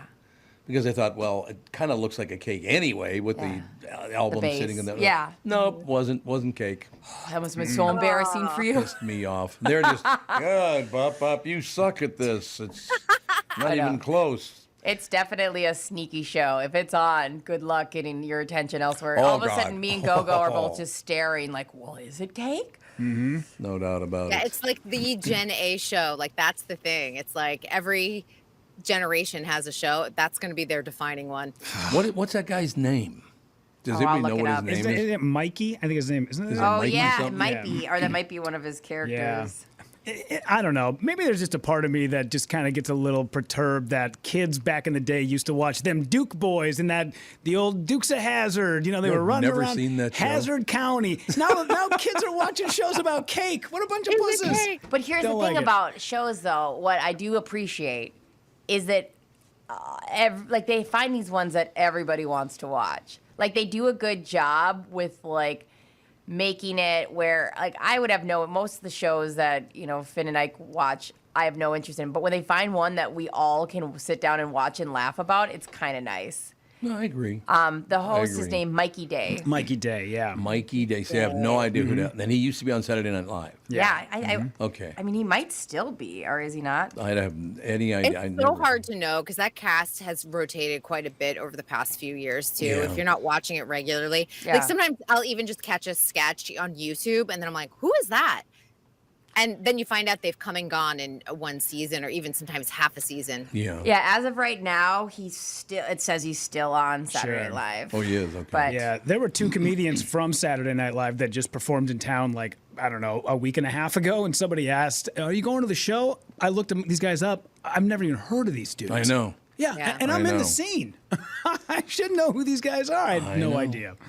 You know, and they're all doing stand-up right now because guess what? There's a strike. Yeah. So that's where we've seen an increase in some of the SNL and some of the other comedians who you would never see doing stand-up in the last few years. Suddenly they're on stage again. They're like, hey. Oh, sure. Yeah, because it needs to be working. Sense. I will tell you what, there is no comparison for me between Saturday Night Live and SCTV. You can't even compare them. SCTV was 80 times better than Saturday Night Live. Did you guys ever watch it? Canadian show. You've never seen SCTV? No, but you've talked about it. Oh I don't even know. my God! What's where all the big stars came from? Yeah, all the Canadian guys. Like Canadian guys, yeah. What's the other Canadian show that was like that? Kids in the Hall. Yeah, Kids in the Hall. Yeah. That was. I've seen a lot of Kids in the Hall, but I've never seen. You got to watch Yeah, same SCTV. That's where every. Christ, I can't remember any of their names now. Eugene Levy. Yeah, Eugene Levy, John Candy, Rick Moranis, Catherine O'Hare. Like, that's where they all came from. And where do you watch it now? It's on somewhere. I imagine you could find it on YouTube. You can look it up. I bet some of the fast channels, too, have them. You know, like the Tubies and the Rokus. And Roku is, like, massively expanding right now. That's probably the one worth taking a look at. They just added a whole bunch of TVs. They're doing, like, channels on like Little House on the Prairie. They're doing a whole one for like Rockford Files and Columbo. Right. Magnum PI is coming later this year. So there's a lot of good classics. I would go and check out Roku, see if they have it. One thing that attracted me to SCTV immediately is because you would see, there was a show called Mel's Rock Pile. Eugene Levy was Mel. He was the host of it. Yeah. And, you see these rock shows on TV in America or in Canada, too. Hey, welcome to the show. We're going to have some fun tonight. Some great music coming up that you're going to love. Everybody kind of yelling and all that stuff. And then Mel's Rock Pile comes on, and he goes like this. Got some great people coming in tonight. I think you're really going to enjoy Mel's Rock Pile. I'm Mel from Mel's Rock Pile. It was phenomenal. Gene Levy, I will never not find him funny. I agree. Everything he has done, I find him an absolute delight. That Schitt's Creek, if you don't like that show, you need to move out of America. Schitt's Creek, American Pie, all of the Best in Show, like all of those Christopher Guest movies. So good. I still love that damn billboard. One of the very first episodes of Schitt's Creek, there's a woman bending over picking something out of the creek and a guy standing right behind her. Oh, don't worry about it. It's his sister. Yeah, it's not gross. It's not perverted, Tom. It's his sister. It's so funny. And the mayor's just like, this information will solve the problem. Yes. No, it's his sister. Yeah. Oh, okay. That'll still be one of my favorite parts of the pandemic because I watched that from beginning to end and it was absolute perfection. Love it. And when it ended, I was like so sad, but it ended perfectly. Just perfectly. Yeah, Kristyn, I know you won't be able to hear this, but here's a little bit of Mel's Rock Pile from SCTV. Welcome, Mel Slurp.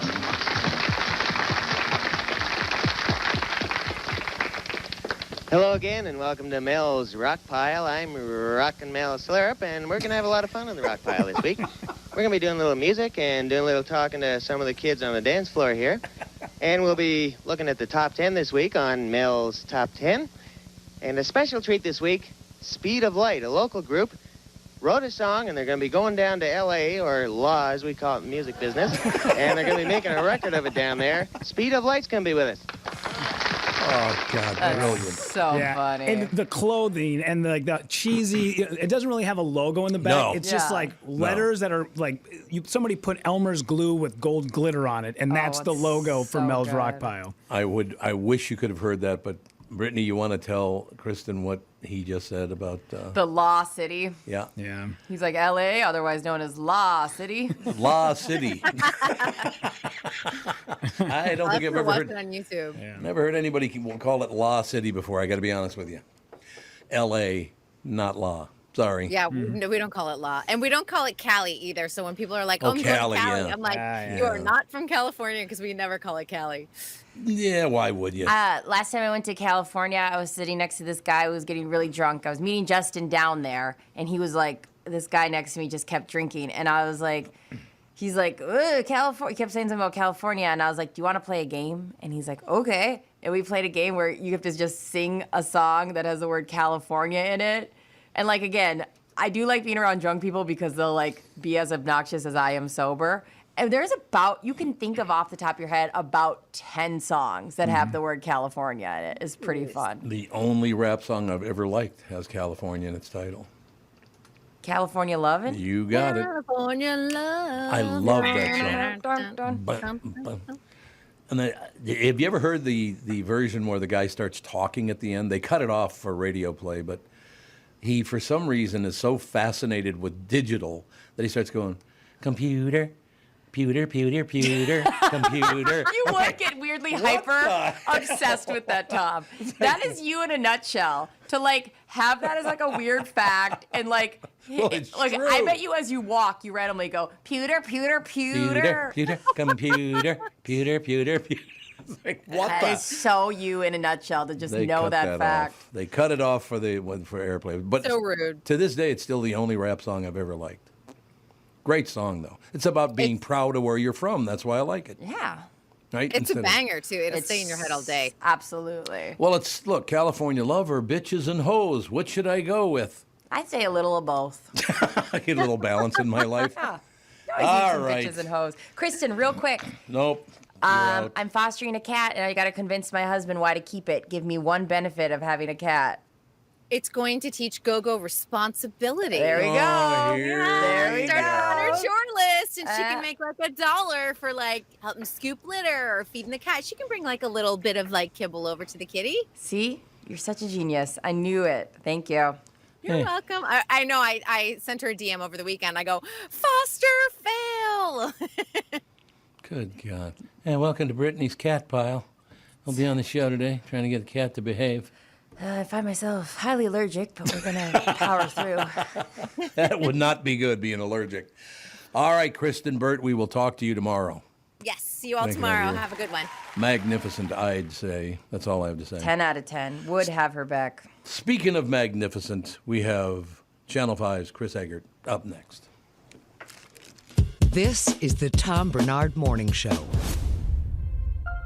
Hello, I'm Brad Huckle, President and Chief Lending Officer at North American Banking Company. And I'm Michael Bilski, CEO at North American Banking Company. As a locally owned and operated community bank, we work with many multi-generational businesses. Take Personal Care Dentistry of Roseville, for example.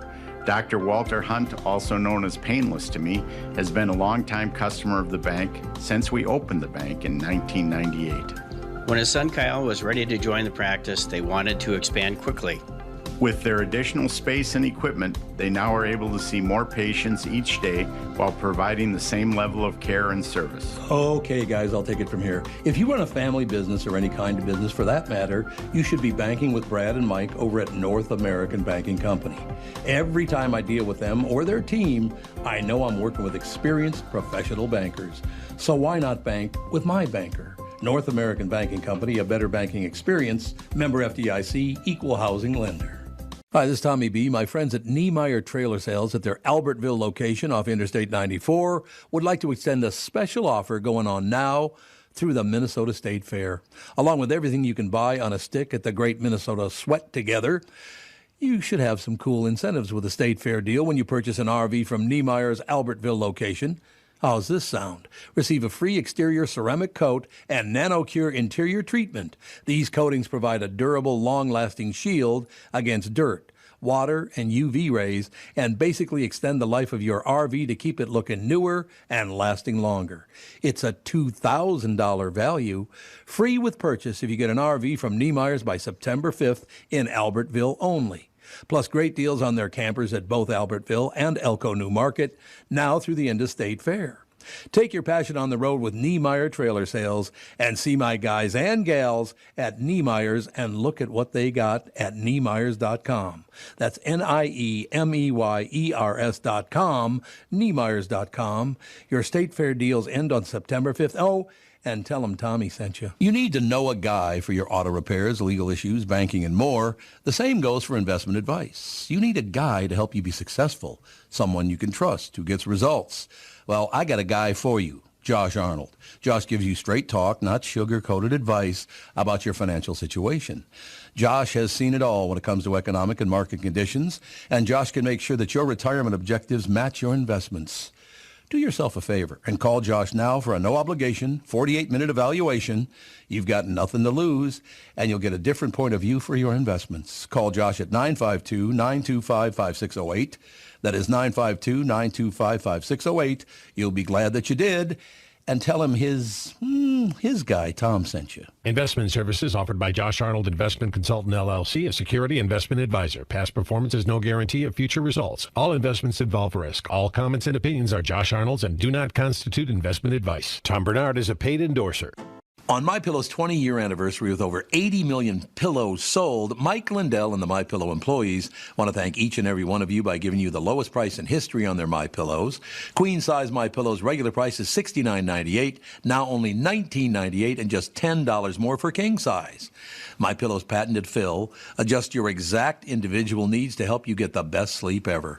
Go to MyPillow.com, click on the radio podcast square to get Mike's amazing offer on the queen-size MyPillow for only $19.98. Enter promo code TOM. In addition to this special anniversary offer on the MyPillows, you will also receive deep discounts on all MyPillow products such as bed sheets, mattress toppers, pet beds, mattresses, My Slippers, and so much more. Take advantage of the biggest sale in MyPillow's history. Go to MyPillow.com, use promo code TOM to take advantage of Mike's special offer on his MyPillow. That's MyPillow.com, promo code TOM. Ladies and gentlemen, news brought to you by Mr. Money Talk Josh Arnold. Call Josh for your free 48-minute financial evaluation. Of course, what the hell are you doing? I look up and he's squinting. Why are you squinting? Because he's old. My freaking eyes are bugging me these last couple of days. I don't know what's going on. Because I didn't see it. If there's smoke, I don't see it or feel it or smell it. No, I don't think there is smoke today. No, sorry. Okay. Was there over the weekend? I didn't. There was some at the end of last week, but I think the weekend was fine. Magnificent. I would like to point out on the air, ladies and gentlemen, that one of our what's John Seidel's title? Does he have a title? Director of Sales. Is he Director of Sales? Yep. Backstabber. Why? Because nobody was coming to the State Fair with us, so I was just going to stay home, and now he's coming, so I have to go. What the hell's that? Yeah, well, we're going to have a lot of fun at the State Turncoat. Fair. Chris will officially start being there every day starting Thursday, right? Are you kicking off? Are you? Oh, he's so happy about it. And then we'll be there Saturday at Carousel Park from 10 to 11. It'll be Don Shelby, nice. Tom Barnard, Tevin Pittman. Oh, is Tevin coming for sure? I don't know. I'll double check. I hope so. He was all excited about it. So he's a good guy. No doubt about it. Yeah, we'll be there from 10 to 11 on Saturday? 10 to 11. I bet we'll still be there at 11:01. So go ahead and stop by. Nope. Yeah, you guys will have a nice crowd. That'll be fun. And we promise skin. Lots of skin. I don't know. I'm just trying to sell. And I heard sex sells, so I'm giving it a go. I didn't say who or what parts. Maybe it'll be elbows. It'll be John Seidel taking off all his clothes right there. Yep. It's going to be unbelievable. It's going to be amazing. So, Mr. Egert, what is in the news this morning? Anything important that we should know about? Well, there's a big mess of a shooting last night in South Minneapolis. Did you see that? Yeah. No, Chris, I got to ask you a question. Yeah. When are we going to step up and put this to an end? You cannot allow people to wander around with handguns, and then when you do arrest them, they get released without bail, and there's no penalty. It sounds like maybe one of them, there might have been like an assault-style weapon used too. So it's, I mean, eight people shot.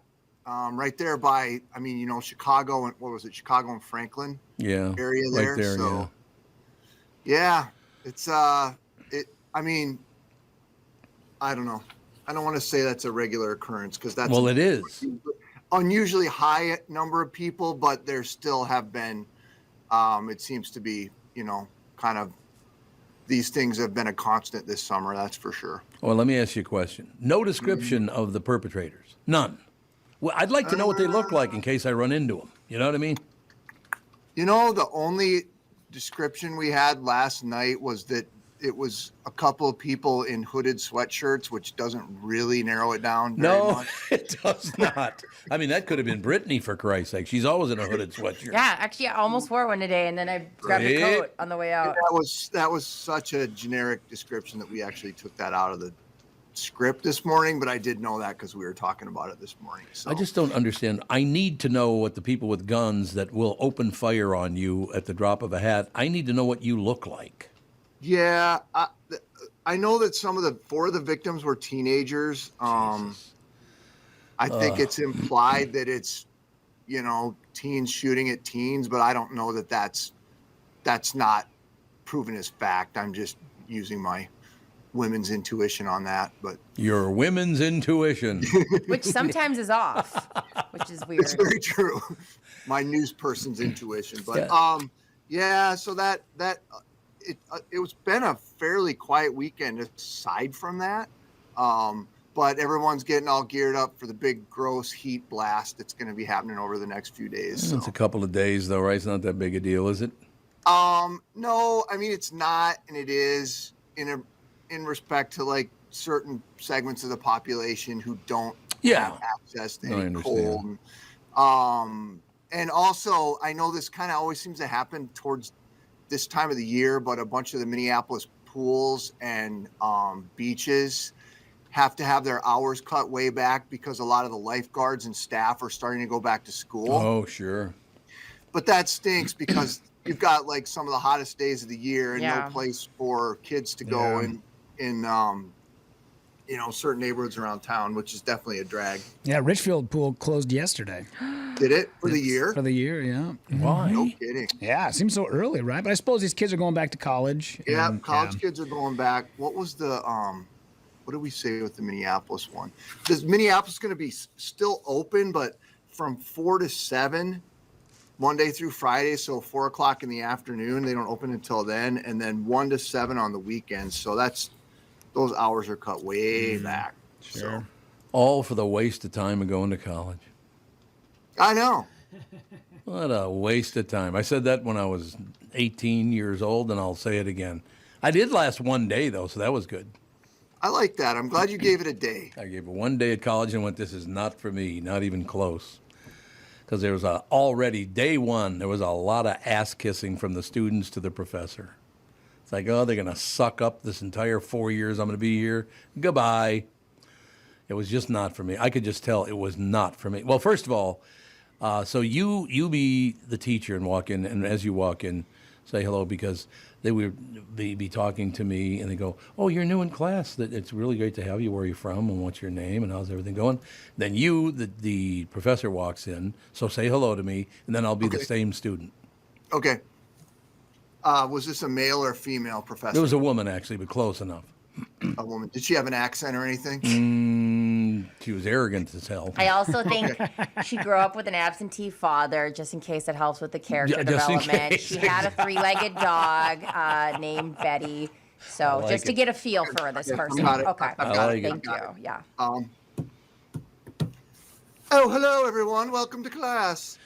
Professor, may I ask you a question? All of a sudden, everybody had an accent. It's like, what? Bunch of what can I help you with, young lad? No, seriously, all the students all of a sudden developed this accent to talk to the professor. Is that like an insecurity thing? Just hits hard. Oh yeah, for sure. I have to sound smart. Oh, it was so funny. So I was back.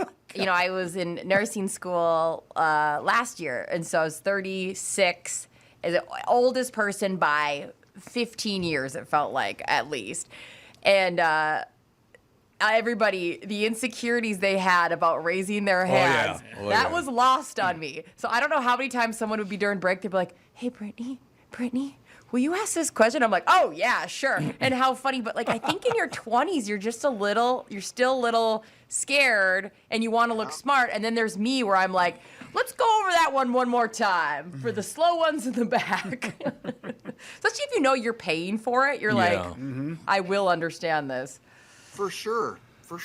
None for me, thanks. Is college becoming less popular anyway? There are a couple of parents told me that their kids are considering not going to college because it has very little value now. I think people are really looking at their careers they want and working their way backwards. It's not as automatic. When I was in school, it was automatic. Like, I definitely should have taken a pause and been like, what do you want to do and how do you get there? Because I just automatically went to school and I was not ready to go to college. Yeah. But I think people are really looking into different ways to get the career they want that's not, like, immediately after high school going to college. That's what I hear is happening now, which I think is a good thing. Yeah. Well, and I think people are a lot more aware of what their situation they're facing when they graduate, if they've got a bunch of student debt and how much that limits them for home buying and, you know, all the kind of things that you would traditionally have done through the process. And, you know, I think that's got a big impact on it too. I have a question. Is our president still trying to push this free tuition for everyone or repay some of it did. He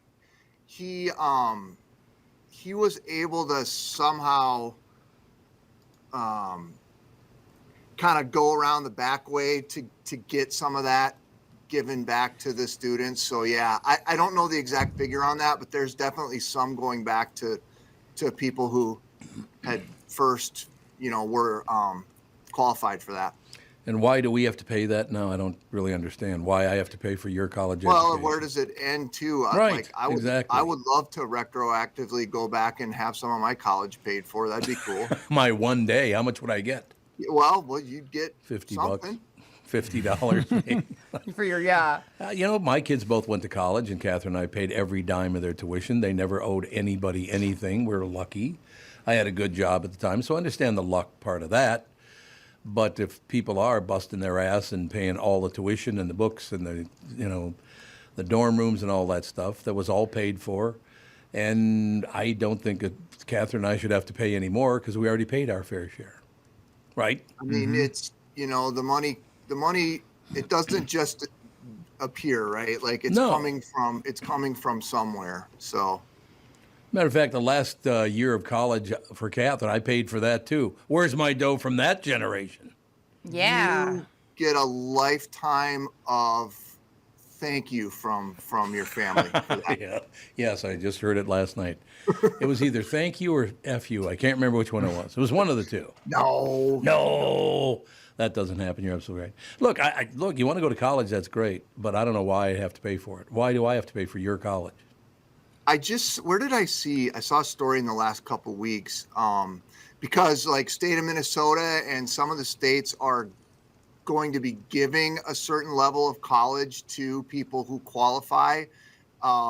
Like it'll be free college for a certain segment of the population. Okay. And I think I must have been reading something out of South Dakota because the South Dakota schools were trying to figure out how they're going to be able to compete if all the states around them are giving away or giving a highly discounted or a free college. How then do you entice people to go to the college that they have to pay for? I agree. And by the way, the only reason he's doing that is to buy votes. That's everything I see on TV now. We're giving money to this, this, and this. It's always to get you to vote for them. Always. It's disgusting. It's definitely hard to not go back to that. You know, it's funny you brought that up.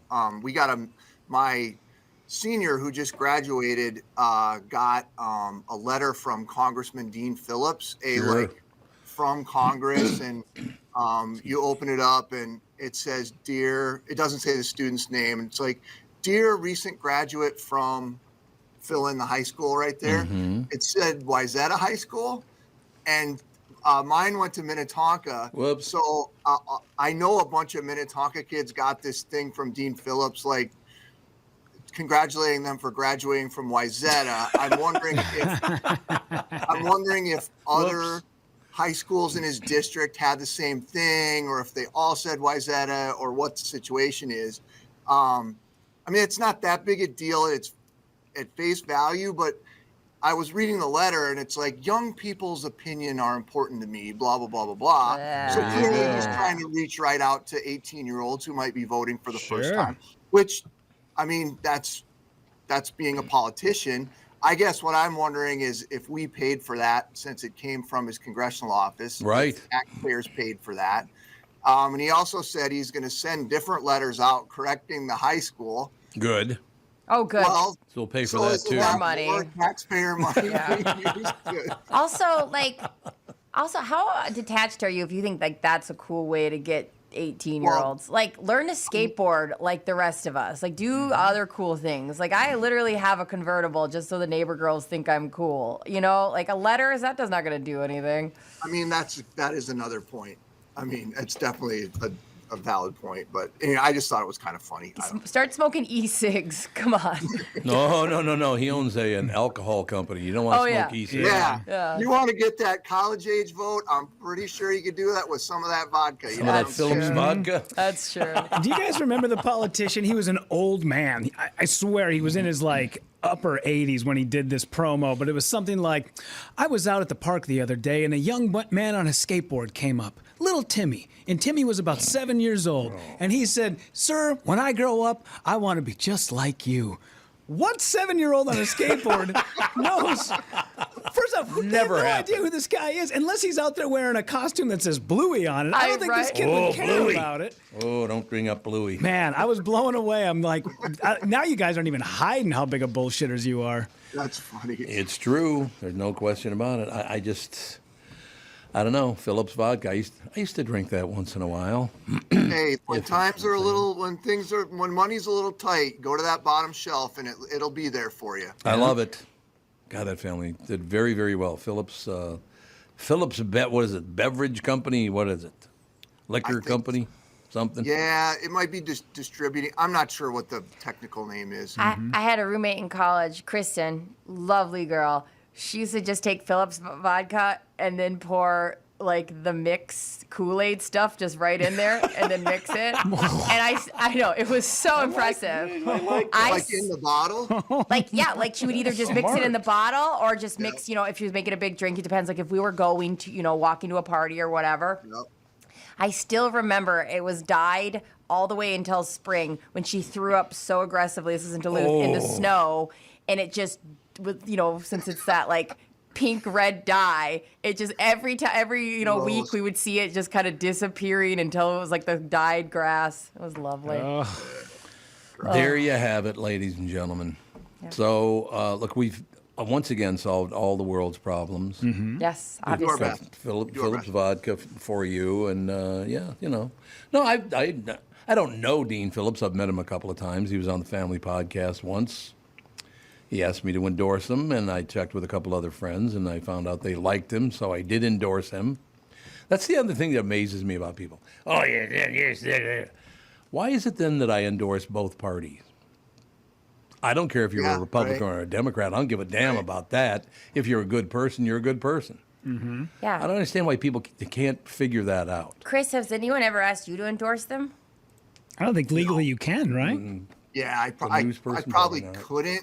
And actually, it's a great, whenever anybody comes to the door, my wife is a municipal employee. Oh, yeah. I work in journalism. So any politician comes to the door, I'm like, sorry, I can't sign that. I can't, it's a restriction with my job. And they'll be like, sometimes they'll ask, but normally they don't. They just go away. Yeah, I understand. There's nothing here. Let's just go away. That's true. Hey, it's how life should be, right? Yeah. And then I've reached a point in my life, speaking of that, where the people who go around in the neighborhood and they're trying to sell crap, whatever it might be, or, it's a donation for children or what, summertime brings out. Yeah. This guy and this gal in their 20s were walking through the neighborhood the other day, and I saw them sitting out in front of our house, like arguing which one was going to go up to the house. And then the one started coming up the driveway. Dogs are barking at her. I couldn't believe she still kept coming. She was walking right up. I opened up the window. I said, "You don't need to come up here. It's fine." And she's like, "No, but I mean," I'm like, "No, it's okay. You can go away. I don't need any of that." But I like totally just yelled at her. Last summer, the crazy woman that I would become if anybody would wake up that baby, like the poor SOBs who had to like come to our door and ring the doorbell, get the dogs up, get the baby up. And I would be like I would find the baby first crying and then bring them to the door. And I'd be like, do you really feel like this was a great idea right now? Like, think about your life choices, okay? I hate to not, I mean, listen, I know everyone's got a job to do and whatever, but I think a lot of those things, in my own opinion, are a scam. And I'm like, no, go away. I don't need this crap today. I know. You do feel bad because you go, oh, God. We had, you know how they do the fundraisers for the schools? We had our next door neighbor is a volleyball player, go Kenna, and she already sold us one. And then a kid came later that day and was like, hey, I'm selling this for football. I was like, oh, we already bought one from the volleyball players. And he goes, do you think everyone's been hit in this neighborhood? And he was like trying to get like a feel for the strategy. And I was like, I like you. How about I give you a bubble water? And he's like, oh, okay. But it was so funny that he was like working, like, should I keep hitting this cul-de-sac? And I was like, no, we got an insider. So like you can keep going. It was so funny. Well, that was nice of you. We'll close with the greatest quote in the history of politics when asked about an election. You got one? Because I got one. Let's hear yours. Go for it. Huey Long, Louisiana, baby. Was going to be reelected, I believe, governor at the time. And this is on live TV, by the way. That was on live television. News reporter walks up and goes, Mr. Long, Huey Long, right here, ladies and gentlemen. Got the endorsement. He's doing very, very well in the polls. Matter of fact, how are the polls looking, Mr. Long? And he said, well, kind of looks to me like I got this locked up, unless they catch me with a live girl or a dead boy. What? Like, what? Holy Jesus. Okay. He actually said that on television. Yeah, I bet you could find it. It was a live boy. God. A live boy or a dead girl. That's what it was. I'll be just fine unless they catch me in a live boy or a dead girl. I was like, what the hell? I mean, we should kind of all live by that, though, really. Yeah, that's not a bad idea. Like my day's going well. And like if you have the bar so low, you know, it might put you in a good mood. It looks like his name is Edwin Edwards. Oh, is it Edwin? You're right. It was Edwin Edwards. It was not Huey Long. It was like, Edwin Edwards. Too bad how quickly that came to him, but that's a pretty funny quote. Wow. That is a great quote. But Edwin, he was from Louisiana, wasn't he? I think. Yeah, he was the governor of Louisiana. The governor of Louisiana. So I knew it was a governor of Louisiana. I went with Huey Long, but it was Edwin Edwards. Well, and what's the exact quote? Yeah, let's see. Whoa. I'm trying to find the video so I can get some audio for it, but it looks like it says, the only way I could lose if I were caught in bed with a dead girl or a live boy. Oh, my God. He actually said that. Wow. That's kind of amazing. I mean, it's terrible, but it's like it's too bad he's in politics. Like that's a funny joke. It's a bit over the top. Just a little over the top. Chris, I know you have to leave, but what's going to be the first thing you buy at the state fair? Nothing. A live girl or a dead boy? Dignity. I used to always buy something. I would always get a foot long first thing when I walk in there, no matter what time of the morning it was. Yeah. But I stopped. I have a policy now where I'm not spending my own money at the fair. All right. We'll see if you can keep it up. Thursday, where I'm going to ask you every day if you've spent any money. What about you? Are you going to get something when you get out there first thing? Well, I'm bringing my mom and my baby, so we're for sure going to hit up the coffee booth, the area, or there's a coffee when we come in, and then we're going to eat a bunch of stuff the whole time. Nice. Yeah. Nice. I intend on eating, but what I'm saying is I don't want to pay for it. I know. I'm excited to see if you stick to it. Like I think you could. I know I have when I was I'm a cheap bastard. That's how that goes. When I was an intern, that was I never spend money, and I would always just hope I'd acquire food, which I think you can do it, but we'll see. I'll save you some food, Tom. Thank you. Thank you very much. We will talk to you tomorrow. Bye, guys. Have a good day. Ladies and gentlemen, news brought to you by Mr. Money Talk. Josh Arnold. Call Josh for your free 48-minute financial evaluation. Chris Egert, Channel 5 Eyewitness News. Join us, Tom Barnard Morning Show at Carousel Park in front of the grandstand this Saturday from 10 to 11 o'clock. I'll be joined by legendary broadcaster Don Shelby, along with Brittany and maybe even a few other surprise guests. I don't know anything about surprise guests. Do you? No, but I'll text the one that might be coming with us. Be a surprise for me. It's the fair, so you never know who will drop by. Well, that's true. That's a very good point. Yeah. That's this Saturday, August 26th at 10 a.m., Carousel Park in front of the grandstand. We'll be right back. David Henry, our special guest, up next. This is the Tom Barnard Morning Show. Hi, this is Tom Barnard here for Power Lodge and Miller Marine. Attention all power sports enthusiasts. This August, we invite you to celebrate with Power Lodge as we hit a major milestone, 25 years of bringing action and excitement to Minnesota as your go-to destination for all things marine and power sports. Each of our locations will host a local community appreciation day. Join us in Brainerd, Ramsey, Onamia, or Sauk Rapids as we roll out the red carpet with delicious food, amazing prizes, fantastic giveaways, and unbeatable special pricing. We'll be raffling off a variety of Polaris ATVs and snowmobiles. Check out powerlodge.com for event dates nearest you. Throughout August, we've got something special planned. Follow us on social media as we unveil 25 days of deals on the latest off-road and on-road vehicles, boats, and supplies from the top brands in power sports. That's right, 25 days of back-to-back incredible offers. You won't want to miss this. So mark your calendars and get in on the action during our 25th anniversary. Power Lodge, where your adventure begins. Dougie, how's life in Baldwin? I love it, though it's a bit hard to find a half-calf, decaf, heavy foam. I'll give you some heavy foam. Yeah, that's what he said. Anyway, I just came back from the National Ford meeting and got to hear Bill Ford, Henry's grandson, and Jim Farley, who's the CEO, talk about the future of the company. It was really interesting, and I learned some cool stuff. Read this. Ford builds more vehicles in the USA than any other brand. Huh? I thought it would have been Tesla. Not even close. Keep reading. Ford outsold Toyota in 2022 and is on track to do it again. I didn't know that either. Probably these commercials. Yeah, sure, pal. Ford has successfully partnered with the UAW and hasn't suffered a strike in over 40 years. Ford also has the largest number of assembly workers in the United States. You know, Tom, I've really fallen in love with the product. From the electrics to the Super Duties, thanks to you, a lot of people have reached out to put Ford on their list. If you want to talk cars in general or Ford specifically, reach out to me at Doug@flagshipford.com. Flagshipford.com. There's plenty of thoughts that come into your head when you think the name Killebrew. Of course, there's the Minnesota baseball legend, Harmon, who was responsible for many a favorite memory at the old Met Stadium in Bloomington, and many a baseball that ended up in the stands and in the gloves of adoring fans from his home runs. There's Killebrew Drive, the legendary road that connects Highway 77 to the Mall of America, and a day of shopping you'll never forget. My current thoughts for the name Killebrew is fun floats in our kitchen with my kids and grandkids, a cool, refreshing break in between innings at Target or CHS Field. Or maybe a perfect sunset paired with a sweet, frothy beverage after fishing or on your favorite walleye lake. Killebrew root beer and cream soda. Grab a six-pack at a grocery or convenience store near you. I'm Tom Barnard. This spring and summer, enjoy the one Killebrew root beer and cream soda. Gluten and caffeine-free with a generous portion of delicious thrown in. Killebrew, where memories are created and legends are made. Ladies and gentlemen, we are back. Special guest David Henry with us, talking about his new show, Underdeveloped, premieres September 8th on Fox Entertainment's free streaming service, Tubi.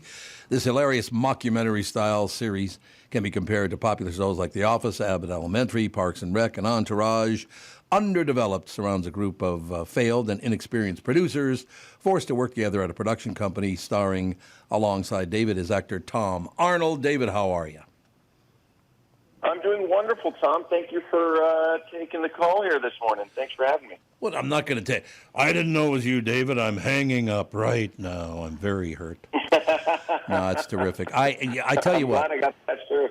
I don't know who wrote that descriptor for you, but I tell you what, being compared to The Office, Abbott Elementary, Parks and Rec, and Entourage, that's a hell of a compliment, man. Those are great shows.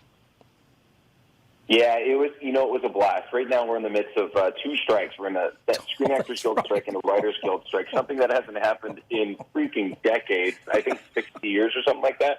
So the fact that we got the waivers, right? So we got the SAG waiver, so we're allowed to promote the show. It's a joy to be able to bring original content to the world right now, where nothing is being made and nothing original is being shown to audiences. So that's a joy in itself, and the fact that it's funny and meant to let people escape from the world that they live in and just laugh and make fun of Hollywood. It was fun all around. You know, growing up in this business, I've been in the business for a couple of decades now, and growing up in the business, you make friends, you get to know a lot of people, and when your friends call, especially when they got a funny, fun script, project, and concept, you answer and you go do it. And I got to play an agent, which as an actor was just a dream come true. Because you meet lots of them over the years, and it's like my 25th year in the industry, and I've met lots of them, and I've had lots of material to pull on. So it was fun. It was fun. I'm assuming that portrayal is very complimentary of those people. Is that what you're saying? Maybe not. It's they say, what is it? The height of flattery is imitation. So I got to imitate a lot of maybe the bad characteristics I've seen over the years. So, one of the funny things that I noticed as an actor, not even with agents or managers, but with just a lot of people in the industry who are trying to get movies made, is you'll be on a really important call, and on the important call, the other end of the phone is just scarfing down food. Oh, God. Just munching in your ear. And the pandemic has only exacerbated the issue. I can't tell you, I'm probably on a call once a day where someone is just scarfing down food in my ear, and the mute button's right in front of them. They know the mute button's there, and they're not muting. And it's just I hear it go in. I hear the mashing. I hear the swallow. It's just there. So playing an agent, I was like, you know what? I'm going to be eating on every single. I love that. On this show, I'm just constantly eating. Love it. I worked with somebody like that. One of a producers I worked with that, and he would come in my studio, and I kid you not, David, literally, as he would walking in, about to talk to me, would take a big bite of food, and I was always like, that has to be intentional. Like, that's a power move, great. right? That's wonderful. Oh, 100%. Yeah, he's stealing the focus. It's a total power move. And that's my guy. I love that you did that for your character. That's funny. No question. Absolutely. David, another reason you're my hero is, I got to be honest with you, streaming is one of the best things that ever happened to me. I love going to the movie theater, don't get me wrong, but I'm not into superhero movies and that kind of thing, so there's not a lot for me right now. A couple of things I want to see, a couple of things I've seen, but I number one, streaming has done a magnificent job with shows. A lot of things are getting seen now that would have never been seen before if we still had standard television. But, I mean, you in the descriptor, it mentions The Office. There's the special episode Office we still watch. Abbott Elementary, phenomenal show. There's a show from, I believe it's Australia. It's called Fisk. Hilarious. We need more comedy on streaming, David. This is great news. I really appreciate it. And this comedy in particular, I think, will feel raw to people because it really was Thomas Ian Nicholas and Brian Metcalf. The show's produced. The show's actual producers. They also play producers in the show. But it really was kind of from their heart, and they called all their friends, and I've known those guys for a while. They called all their friends who were all known actors because, like I said, you all grow up with each other in this industry. You see each other at auditions, and you help each other out. Yeah. So they called all their friends, and everyone did it for the right reason. So there is a raw style behind the show that that feels organic and feels natural and fun and funny, and I think you'll pick up on that. I will absolutely. And by the way, how's Tom Arnold doing? Minnesota's own Tom Arnold. We can claim him. Mm-hmm. I think we can claim. I didn't know he's from Minnesota. Well, I don't know if he was originally, but he lived here for a long time. Did you know? A little bit. Iowa is where he's originally from. Mm-hmm. Okay. Yep. But he came up here and worked a lot. He did quite a bit. Yep. Mm-hmm. In fact, that's where he saw Roseanne for the first time. Was on stage in Minneapolis. That's right. Mm-hmm. Interesting. Yeah. Mm-hmm. Wow, there you go. That's all. He's great. He's great. I grew up playing double AAA hockey, so I was playing a lot of celebrity tournaments. He'd always be there, and I'd known him a bit from back in the day. But yeah, he's himself. He's hilarious. He's He's got lots of energy, and he's one of those guys that just kind of sucks you in when he's talking, and you listen and are oftentimes crying laughing. So it works out well. He does that thing that is hilarious. I haven't talked to Tom probably a few years now, but I love it when he goes, that guy, that guy. He does that a lot. He says Yeah. David, we're going to be, and again, I'm very serious about this part. We need more comedy on streaming. I love streaming the way it is. Many, many great, obviously dramas, comedies, all the rest of it. But keep the comedy coming, because we now need it more than ever, because people just aren't getting along, and the only way we're going to get along is to laugh at the same thing, man. No doubt about it. Totally agreed. All right. Well, you got to come to town, David, and then you got to come in and do the show live. It'd be wonderful. I'd love that, my friend. Thank you both for having me, and look forward to doing it again in the future. It's our great pleasure. David Henry, ladies and gentlemen, promoting his new show, Underdeveloped, premieres September 8th on Fox Entertainment's free streaming service, Tubi. What a nice guy. Yeah. But, God, Tom Arnold. Tom, okay, Tom, get to it. He's an interesting guy to work with, I bet. I've never worked with him. I bet. His sister was, I should say, one of the biggest cocaine drug runners in America. There's a documentary about her. I think it's called Cocaine Cowgirl, something like that. Oh, okay. But yeah, and he's in the documentary. They talk about it quite a bit. He had an insane upbringing. Oh, wow. Oh, Tom Arnold did? Tom Arnold. And really? Then, oh, yeah. And Doesn't then, surprise me. Yeah, no, was inappropriately touched by a priest, and then went back and I think it was a priest. Actually, let me rephrase that. I believe it was a businessman, because he went back to this guy's company. He was like the CEO of a company, and Tom Arnold went right into the office and started yelling at this guy in front of all of his employees, talking about this guy is a kid diddler, and yeah, I believe was arrested for it. But Good. There's Tom Arnold or Tom Arnold was, yeah. Wow. But then obviously that guy ended up going to prison because of it, because there were other kids that then came out because of Tom Arnold calling this guy out. So I feel like I'm getting the story close. Maybe I'm a little off, but it's somewhere in that ballpark. That's really interesting. Mm-hmm. I found out, as a matter of fact, just a couple of years ago. So that was 8 billion decades ago. I had a couple of friends that were diddled by teachers, and I never knew it. I never knew that had happened. And they revealed it all these years later. And you're like, Jesus, man, you're a lot stronger than me being able to hold that in. Yeah. Because I tell you, one person to be dead once I turned 18 to be that asshole. I can promise you that. I apologize. It wasn't called Cocaine Cowgirl. It's called Queen of Meth. That is the documentary about Tom Arnold's sister. You upgraded her a little bit on that one. A little bit, yeah, you're right. Meth to cocaine. I did. Typical. But very interesting. Did cocaine once in my life. How boring. Really? It was just boring. Nothing happened. I always describe cocaine as like an obtainable feeling. Like the way that cocaine makes you feel is an obtainable feeling on like your best day with all the sleep and all the caffeine. Like it is obtainable, but it's like automatic with cocaine. And then it's very short-lived, because it's like if you want to keep that going, it's 20, 30 minutes later. You're like, is it really? Oh, yeah. So that's why it's not sustainable for anybody. Is it true that most of the cocaine in the street now has got fentanyl in it? I think that might be true. I actually have no idea. I mean, the last time I did cocaine, I was like 20, maybe 21. I was very young. You mean 21 hours ago? Yeah. I wish.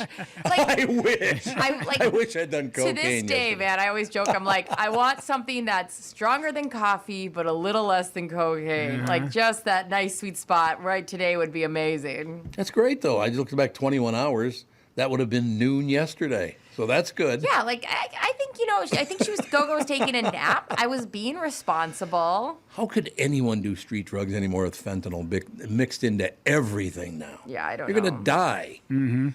Boy, I don't know. I was never a street drug guy anyway much. I just never cared for that bullshit. You were pretty ahead of your time being pretty cautious about stuff. I was not. I was if a friend of a friend was like, it's good, trust me, I'd say, okay. Like, I am an idiot. But I was a giant idiot. The reason for that, a lot of that was the hookers that lived in my neighborhood, and they'd come home on Sunday morning at like 6 a.m. and all coked up and crying and all that. So that started it. Stuck with you. And then a friend of mine's brother overdosed and died. And I went, nah, I'm good. Overdosed on what? Cocaine. Oh. Well, I don't know if it was cocaine. It might have been heroin.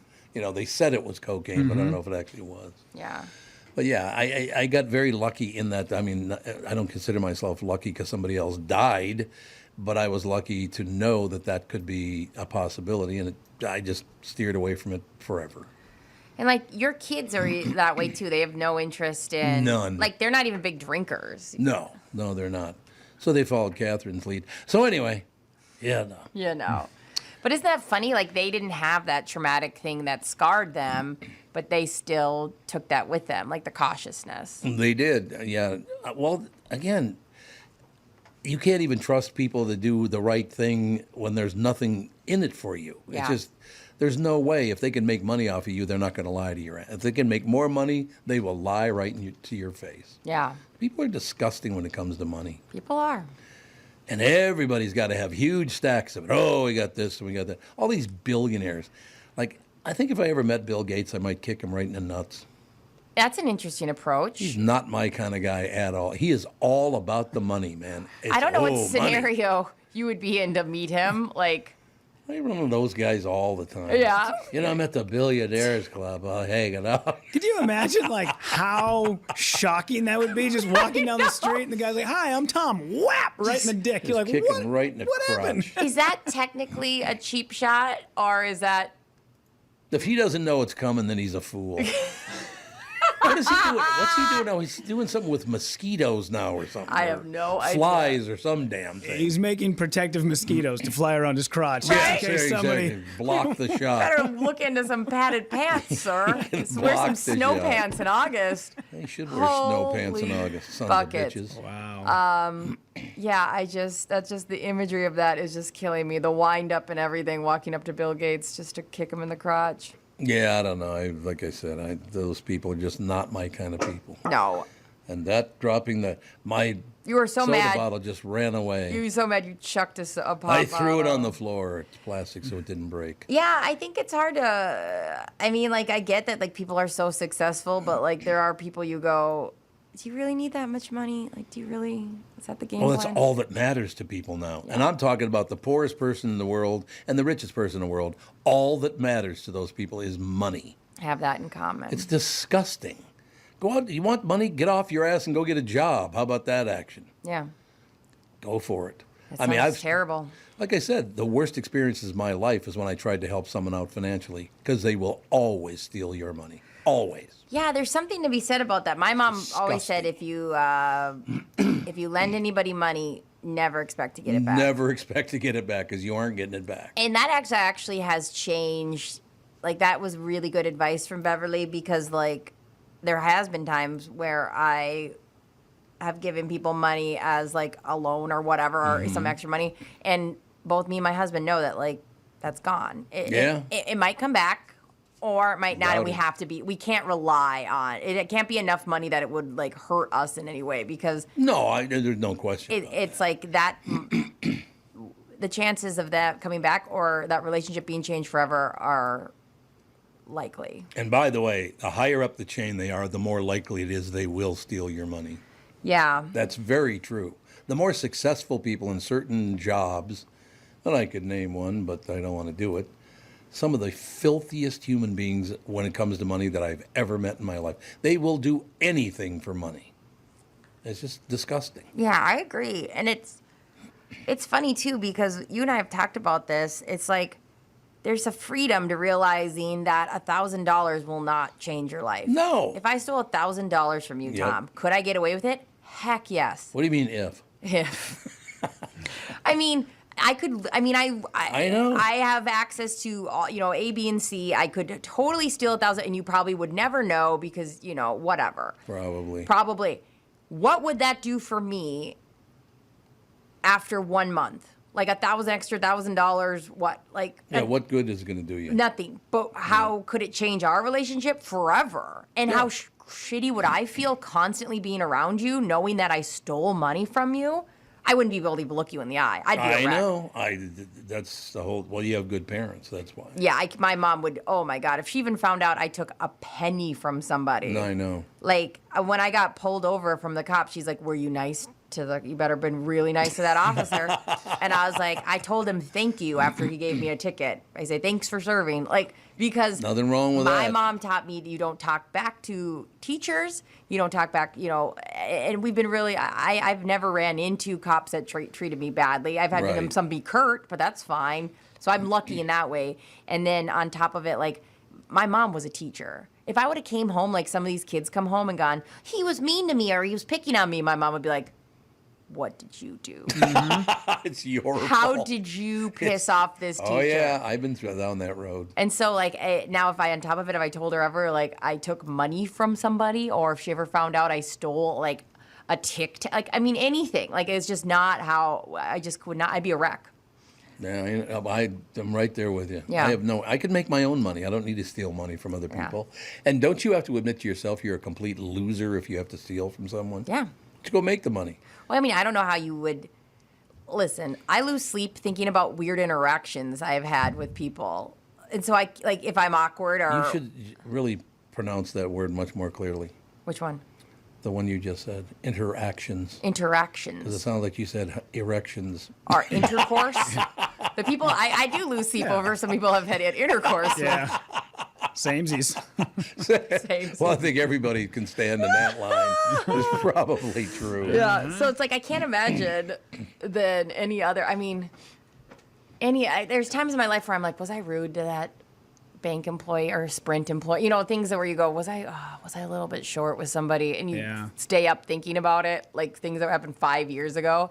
So now on top of it, add like, I'm also secretly siphoning money off of these person. Yeah. Like that's nice. And it works in the opposite direction because there was a former coworker that accused me of stealing $300 from him. Oh, really? And when it came to light that I did not steal it, I was like, first off, we will never have this conversation ever again because you and I are done. If you actually thought that I stole money from you and for days wouldn't talk to me, I couldn't figure it out. And then payroll came to me and they said, hey, there was a little bit of a discrepancy that I didn't catch on my end. Payroll said that. And I said, okay. Oh, and then I went back to this person. I go, did you think I stole $300 from you? And he said, well, I mean, I assumed that you looked and that you didn't say anything. How long had you known this guy? I'd worked with him for about 5 years.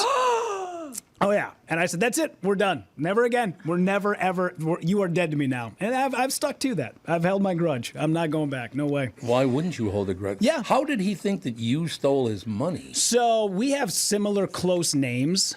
And when payroll put in, because you do like special appearances or you do endorsements or whatever, I don't look at any of that stuff. I just get they just put money in my bank account and I just go on with my life. But this person is very itemized. So they put money into my account, which was supposed to go to his account. And then I didn't think anything of it. I didn't even look at it because I never even knew there was money in there. I don't even look to see how much our paychecks are. I just have money. I just don't, whatever. I don't even think about it. Yeah. And this person thought that I knew that payroll made a mistake and that I didn't go to payroll and tell them and I was stealing money from him, which was not the case. And payroll came back and said, I'm really, really sorry about this. Obviously, this was my mistake. So since that moment on, I was like, all right, we're done. I don't really understand why you would go right to you stole money from me. Yeah. Especially you, like if they know you. I could understand if I say I could understand, but like let's say you didn't have an idea of who you are, Rudy, but like you are through and through. Like you're the type that if I like I feel like you would give me change if I just so I don't overpay. Like you're so by the book about stuff. Yeah. So at first I thought, how did I screw this up? Did I let this person? Have I given this person a false assumption as to who it is I am as a person? You've been running around the office going money, money, money, money. Yeah. And then after like 3 days of me doing that, I went, no, this guy's a prick. That's what this person is. You should have had once you got wind of it, you should literally be wearing like a backpack with like a $299 giant price tag on it. Absolutely. Like something that's like, oh, do you like my new backpack? It's got a charger in it. He's like, I actually got a really great deal. It was only $299. Mm-hmm. Like it's so funny. Well, once again, we're talking about somebody that was greatly influenced by the lack of money. Yeah. Money is all that mattered to him. Mm-hmm. And if I had to insult somebody I've known for 5 years and blame them, I think you're a little too involved with the money, man. Yeah. Calm down. Oh, yeah. Find out first, did you get the money in your account? No, I don't know. I'll go check. Yeah, I did. That's all he had to do. All you had to do. And if this person would have came to me and said, hey, I think there was like a little bit of a mishap. Can you just check your bank account? Oh, Right. I would have gone to That's payroll it. and went, hey, by the That's way, it. can you back out $300 out of my next paycheck and give it to that person? It's an easy fix. Yeah. No. You know, I'm a little touchy about money because, like, I'm hoping that, like Phil Mackey doesn't get paid to do this. I hope they screw him out of the money. That's what I'm hoping. If we're paying him to do this, he better step it up. I didn't know we were getting some sort of transactional piece here. I actually requested, can I pay Hubbard to be part of the Tom Bernard? Yeah, yeah, Makes that's sense exactly to right. me. All right, Hunyuck, we're going to take a break. Be right back with Phil Mackey right after this. This is the Tom Bernard Morning Show. Listen live on the Tom Bernard Show app or at tombernardshow.com. Hi, this is Tom Bernard here for Power Lodge and Miller Marine. Attention all power sports enthusiasts. This August, we invite you to celebrate with Power Lodge as we hit a major milestone, 25 years of bringing action and excitement to Minnesota as your go-to destination for all things marine and power sports. Each of our locations will host a local community appreciation day. Join us in Brainerd, Ramsey, Onamia, or Sauk Rapids as we roll out the red carpet with delicious food, amazing prizes, fantastic giveaways, and unbeatable special pricing. We'll be raffling off a variety of Polaris ATVs and snowmobiles. Check out powerlodge.com for event dates nearest you. Throughout August, we've got something special planned. Follow us on social media as we unveil 25 days of deals on the latest off-road and on-road vehicles, boats, and supplies from the top brands in power sports. That's right, 25 days of back-to-back incredible offers. You won't want to miss this. So mark your calendars and get in on the action during our 25th anniversary. Power Lodge, where your adventure begins. Hi, this is Tommy B. My friends at Niemeyer Trailer Sales at their Albertville location off Interstate 94 would like to extend a special offer going on now through the Minnesota State Fair. Along with everything you can buy on a stick at the Great Minnesota Sweat Together, you should have some cool incentives with a State Fair deal when you purchase an RV from Niemeyer's Albertville location. How's this sound? Receive a free exterior ceramic coat and NanoCure interior treatment. These coatings provide a durable, long-lasting shield against dirt, water, and UV rays, and basically extend the life of your RV to keep it looking newer and lasting longer. It's a $2,000 value, free with purchase if you get an RV from Niemeyer's by September 5th in Albertville only. Plus great deals on their campers at both Albertville and Elko New Market, now through the end of State Fair. Take your passion on the road with Niemeyer Trailer Sales and see my guys and gals at Niemeyer's and look at what they got at Niemeyers.com. That's Niemeyers.com, Niemeyers.com. Your State Fair deals end on September 5th. Oh, and tell them Tommy sent you. On MyPillow's 20-year anniversary with over 80 million pillows sold, Mike Lindell and the MyPillow employees want to thank each and every one of you by giving you the lowest price in history on their MyPillows. Queen-size MyPillow's regular price is $69.98, now only $19.98 and just $10 more for king size. MyPillow's patented fill adjusts your exact individual needs to help you get the best sleep ever. Go to MyPillow.com, click on the radio podcast square to get Mike's amazing offer on the queen-size MyPillow for only $19.98. Enter promo code TOM. In addition to this special anniversary offer on the MyPillows, you will also receive deep discounts on all MyPillow products such as bed sheets, mattress toppers, pet beds, mattresses, My Slippers, and so much more. Take advantage of the biggest sale in MyPillow's history. Go to MyPillow.com, use promo code TOM to take advantage of Mike's special offer on his MyPillow. That's MyPillow.com, promo code TOM. We are back, ladies and gentlemen. All right, Phil, so you have to vote on this because Brittany and Rudy, you too. Brittany and I were just talking off the air, and we won't be specific about who we were talking about, but I said, yeah, but that guy's a raging prick, and she went, oh, yeah, that's what I understand, blah, blah, blah, blah, blah. So I think we should go down a list of people that you know in radio who weren't pricks. Can I real quick? All right. This is very self-serving because I shouldn't even ask this because if we can't include the audience, I heard part of the conversation. Does this have to do with I don't even know what to say here. a big change happening. Maybe. Oh, yeah. Okay, yeah. Okay, now I know what you guys are talking about. Yeah, I agree. No, we're not talking about that at all. We're just talking about. I feel sweaty. Oh my God, I feel so sweaty. I'm glad I'm wearing my giant Taylor Swift shirt. Is it fair to say that in radio, a lot of times the way people come off on a show or on a microphone, right, or to the public, might not always be the way they are behind the scenes? That's correct. That's fair to say? It is fair to say that. And by the way, I would say at least 90%, maybe 95, maybe 99.9 people in radio, they're the type of people, if it would give them a leg up, they'd stab you right in the back. Oh, yeah. There's no doubt about that. Well, the biggest problem I have with not being who you are on the air compared to who you are in real life is that it never goes the other way.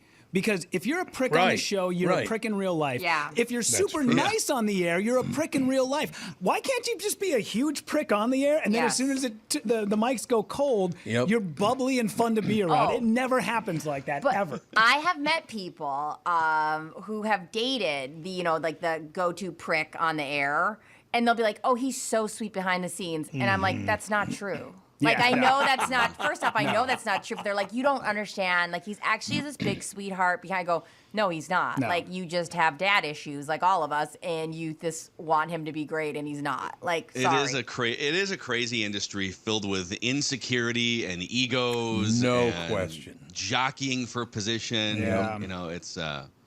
It's too bad. But, well, the good thing for announcers is, yes, you're raging assholes, but management's even worse. So there you go. Not everywhere, but 99% of the places. Have you guys ever, Rudy's told a couple of these stories with comedians before. Have you guys ever had that, wow, I'm working with someone or I'm meeting someone for the first time that I've consumed their show or their content and now I'm meeting them in person and it's just a complete dud or they're an asshole or it's not what you thought it was? It happens. The worst, I can never remember the guy's name. I think he used to be on Saturday Night Live. Rich somebody. He did Sniglets. Sniglet. There were these little phrases that he made up and called them Sniglets. Oh, yeah. We were talking about this a couple weeks ago. Rich Hall? Rich Hall. It was Rich Hall, yeah. What an asshole. I have a redemption arc for somebody. Oh, here we go. So there was this, you guys remember Todd Glass, the hilarious comedian? Yeah. Sure. He was on, what's that comedy show, the comedy competition, what is that? Last Comic Standing? Thank you. Oh, he was on that. We were big fans. We went to his stand-up. Absolutely was an asshole. Absolutely was an asshole. And he was. Really? Yes, at the time. Like behind the scenes or just on stage? Really? Behind the scenes. And then later, he had come to, I had met him, and I was an intern, and he was absolutely so nice. And he's come out as gay, but by the time that we met him... I didn't know that. Yeah. The time I had I met did not him, know that. I have a feeling, because he wasn't out yet, and I think he was just miserable. Like, I think there was, an aspect, especially because we were a bunch of girls. It was, a big group of us girls, and we all thought he was, funny and cute and all that stuff. And he really was, had, whatever. And then he, the next time I met him, his whole aura felt like it changed. Because, he didn't have this big thing, whatever. And I was like, oh, you could have just been going through something. But he was so lovely. So it was either an off day or, that's my theory. Every time I was ever around him, he couldn't have been nicer. Yeah, he was... No, I cut a fine figure for gay men, but yeah. Clearly. Yeah, clearly, You're the fantasies of a lot of men. I don't think there's any question. And who knows, right? It could have just been we could have been annoying. We were very young and all that stuff. We could have just whatever. But he was, again, I was an intern the second time I met him, so I wasn't some high up person. And he was so nice again. He's a very nice guy to me. Every time I've ever been with him. Very nice guy. But that was one of those things, it was a bummer at first, and then meeting him the second time, I was like, I'm so glad I got to run into you again. You're a very lovely person. Another thing you'll notice and I'll speak for radio hosts for sure, and I've found this with some comedians too, and maybe Rudy can speak to that side, but if you're consuming their content, you listen to the morning show every day, or you hear their voice in the afternoons, or whatever, they become a part of your life, and you think of them as a friend. Yes. And you also think that, oh my gosh, they do this for a living. They must be the most approachable, outgoing, extroverted. They're probably going home and going to parties all the time. And I would say 75% or more of prominent radio hosts or entertainers on the radio, whatever, are introverted naturally, and aren't that way necessarily. They're not the life of the party. They want to kind of go back into their personal life and be a little bit more introverted, I guess. So if they can't read it off the page, they're not funny? No, not that. It's just like you're not going to go home and be talking for 5 hours to your wife necessarily, or inviting 10 people over to hear your stories or whatever it is. I get that, like, there are these jobs where you're, doing hard-hitting reporting and your head's down, you're exhausted. But I'm sorry, if you're doing local radio, shut up and be nice to people. Yeah. Like, it's just not that hard. And you only have this career because people want to listen to you. I'm sorry. Like, you just don't get to be an asshole. And that's just my way I think. I don't know. Maybe people are doing jobs that are harder than mine. But I don't think, unless you're like head down researching day and night for your content, like, no, I've seen you work. It's not that hard. Now be nice to people. Well, if you can turn off the introvert to be on the radio or on TV, you can also turn it off when you're off the air in front of people. If you want to go be introverted, hey, I'd probably golf by myself 2 times a week just because I like it. I like being by myself. I go to movies by myself. But when we're out and we're doing things and it's time to be the face of the radio station or the show, put your goddamn big boy pants on and shake some hands and take some pictures. It's not that tough. Maybe if we got people like one of those like fake kid mics, because they're one of those like insecure people that they like have to be talking. We'll get them like one of those Mr. Microphone. Yeah, like a Mr. Microphone, so they could be like, "Hi, I really like being here today." You know what I mean? Like maybe it's a security blanket thing. Hi. Are we to the point, Tom? You don't give a shit anymore, Tom. Are we to the point where we can just literally let's pick out a day and you just name names, okay? Let's pick some. You're far enough into your career at this point. Mackey. You don't need bridges. You don't need bridges anymore. Come on. I want this day too. I think it'd be great. No, he's absolutely right. I don't give a rat's ass. I mean, what are they going to do to me anyway? Like, guess who's been riding his coattails and still wants to for a couple more years? Yeah, if you're in the sidecar, it's a little awkward, but it's. I can tell you who the nice people are. I guess from deductive reasoning, you might be able to figure out the others. Yeah. That's exactly what I'm saying. You could figure it out. I don't know most of them now, to tell you the truth, but obviously, like I said, Chad Hartman and I have been friends for years and years. Meat Sauce and Common Man over at KFan, they're really good friends of mine. There are a few guys that are really nice. Yeah. And there are some guys that work with them that are raging assholes. Sure. It's just a fact. Yeah. I've met some of their coworkers, and they're just arrogant pricks. I'm like, you're in radio. What the hell have you got to be arrogant about? Settle down. Have I told you guys that this? By the way, this is a redemption story too, and I love this guy. But have I told the Tim McNiff story on this show before? Oh, I love Tim McNiff. No. So Tim McNiff is a wonderful guy. He is a great talented. guy. He's been a mainstay in this town for decades. When I was in 8th grade, so this would have been like, I think it was actually during the 1998 Vikings season, because I just remember it being a very exciting time for the Vikings. When I was in 8th grade, I got to shadow Tim McNiff and some of the KARE 11 photogs for a day. It was, I don't even know how it happened, but it was like we had to sort of identify what you might want to do for a career, and then could you do a job shadow of some kind for one of our classes. And somehow KARE 11 said yes, and Tim McNiff was, I think he was like the second sports guy behind Randy Shaver at the time, and then Eric Perkins was the brand new third sports guy. So they had Shaver, McNiff, and they had Eric Perkins, all 3 Minnesota TV legends in the same sports department. Wow, and so I shadowed Tim. Yeah, exactly. 2 out of the 3. And one's an asshole. You're right.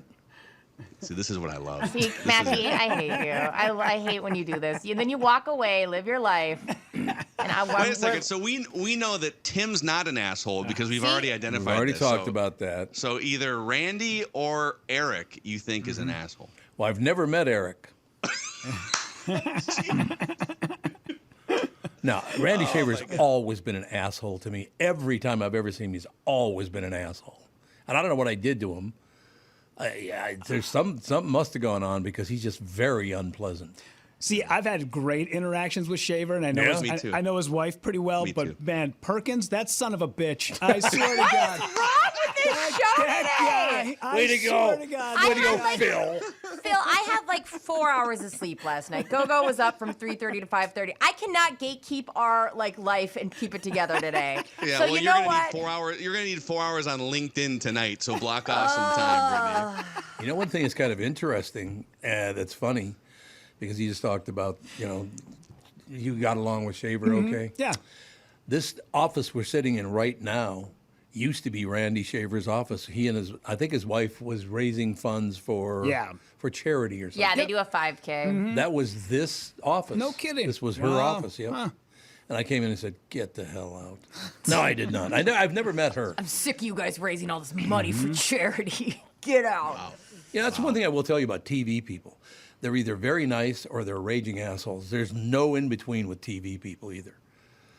They're very, very nice people and some of the biggest pricks I've ever met. Yeah. I don't know. I don't know what the hell that's all about. I mean, I get along, well, Jesus. I mean, obviously, Frank and Amelia have been family friends forever. I've never cared for Chris Egert. That guy. No, Egert's a great guy. But there's one guy at Channel 5's always been an asshole to me. Always. Oh, I love this right now. No, this it's true. is so uncomfortably great. That goddamn Barlow. That's What? who it is. Always. He's a sweet man, isn't he? Oh, he's the best. Yeah. That Megan Newquist. Yeah. What a terrible That human. Megan Newquist, damn it. No, TV So, people get touchy about that stuff. So I'm shadowing Tim McNiff and his great coworkers. Oh, here we go. All 1998. right, Okay. good.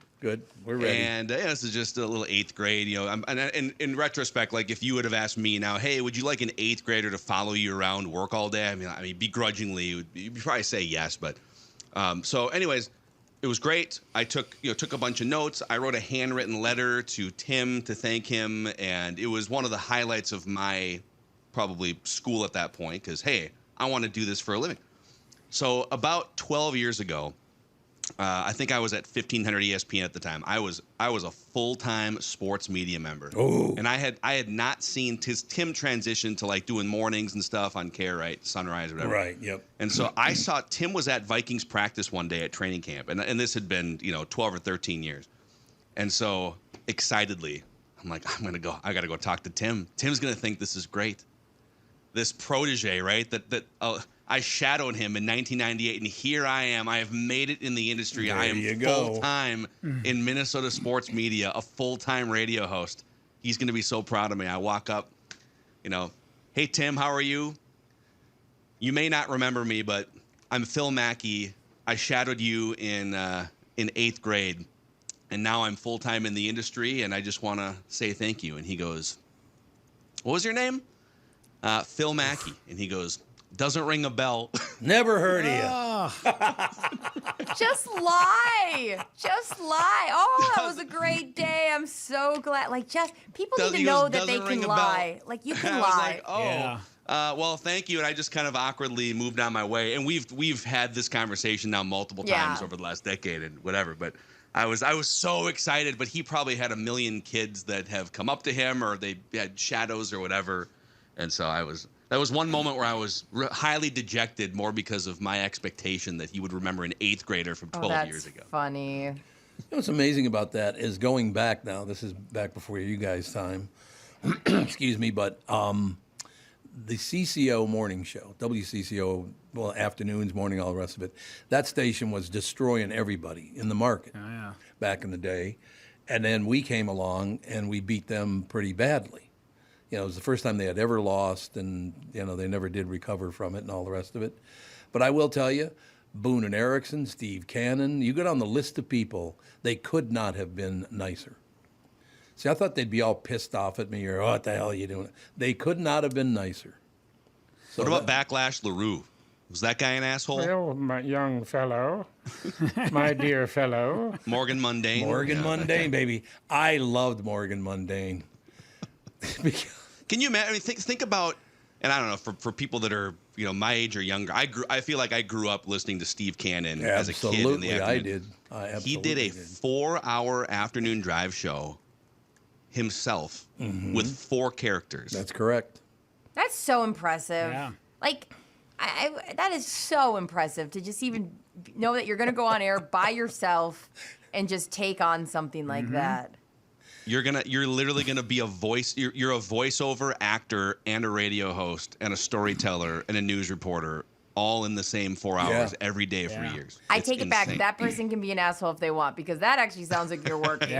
Oh, the videos of Phil Hendry when he would be on the phone with himself are mind-blowing. Whatever happened to him? He just went away. He lives out in Los Angeles. I don't know if he's on the air anymore. I know he did. I don't think he is. The last thing he did was like a special guest spot on the TV show New Girl with Zooey Deschanel. yeah. And that was probably the last thing that he did. And that may have been about 10 years ago. God, he was good. Oh, the best. He did overnights at CCO, didn't he? Yeah, I don't know think about it was overnights. overnights, but I know he was 10 to nights 2 at maybe, or something. KSTP for a while, and then that was before he moved out to LA. But man, one of my favorite Steve Cannons of all time, because he had Backlash LaRue, he had Morgan Mundane. Backlash LaRue he didn't do at the end there because I think the certain community didn't care for the joking around as a gay man. They didn't care for that too much. Yeah, it was. Yeah, you wouldn't be able to do that at all in 2023. No. But I remember one time he was reading a commercial, and you have to remember, ladies and gentlemen, he did this to himself because he did all the voices himself. He goes, coming up for Thanksgiving, Backlash, you're going to have Thanksgiving at the house? Well, yeah, I can't do Backlash, but he goes, yeah, we're going to do that and all the rest of it. And he says, well, let me just tell you something. One of the things that I really loved about those honey-baked hams that come every year at Thanksgiving, at Christmas time, one of my favorite things about those hams is they're spittle sliced. He said spittle sliced instead of spiral. Spiral sliced? Instead of spiral, he said spittle. And there was a long pause, and Morgan Mundane goes, are you sure that's the word you were looking for? He criticized himself. He attacked his own. It was wonderful. Do you think was he scripting those, or do you think he was just improvising off the cuff? Well, he was great at improv. Yeah. He was really good at I that. think that'd be lovely though, because like I know I screw up words while I'm saying them, and it'd be really nice to be able to like then have the upper hand on myself and be like, "Is that how you want to pronounce it now?" Like, You need like the voice in Brittany's head as a exactly. character. I on the wait show. for Tom to correct it. I don't know and if when Tom should be ripping Randy Shaver right, Right, now. My career might be on the line. That'd be actually lovely to have that. And those guys used to kind of treat it like Christopher Guest would treat scenes, where he would go, this is what we're trying to convey. Yeah. There's no script. You just have to figure out a way to get this thing out. And that's how they did it all the time. By the way, did I say Phil Hendry or did I say Henry Phillips? No, you said Phil Henry, okay. Because you did. For some reason, when I looked at it, I was like, I felt like I said Henry Phillips, who is the guitar comedian. I don't know if you guys ever had him on the show before. Yeah. Yep. Okay, I just wanted to make sure I didn't botch Phil that. Hendry, I knew exactly who you were talking about. Yeah, okay. No question. And I know, Phil, you got to go here, but I will say this, and you guys, you can agree, disagree, or whatever. But one of the reasons I never left to go to another market to do radio or whatever was because, in my opinion, I do believe the Minneapolis-St. Paul area in radio and television is long-standing one of the best markets in this country. Mm-hmm. People do not realize how good TV and radio is in this town until you go somewhere else. True that. Oh, yes. And that includes New York, Chicago, L.A. It includes all those markets.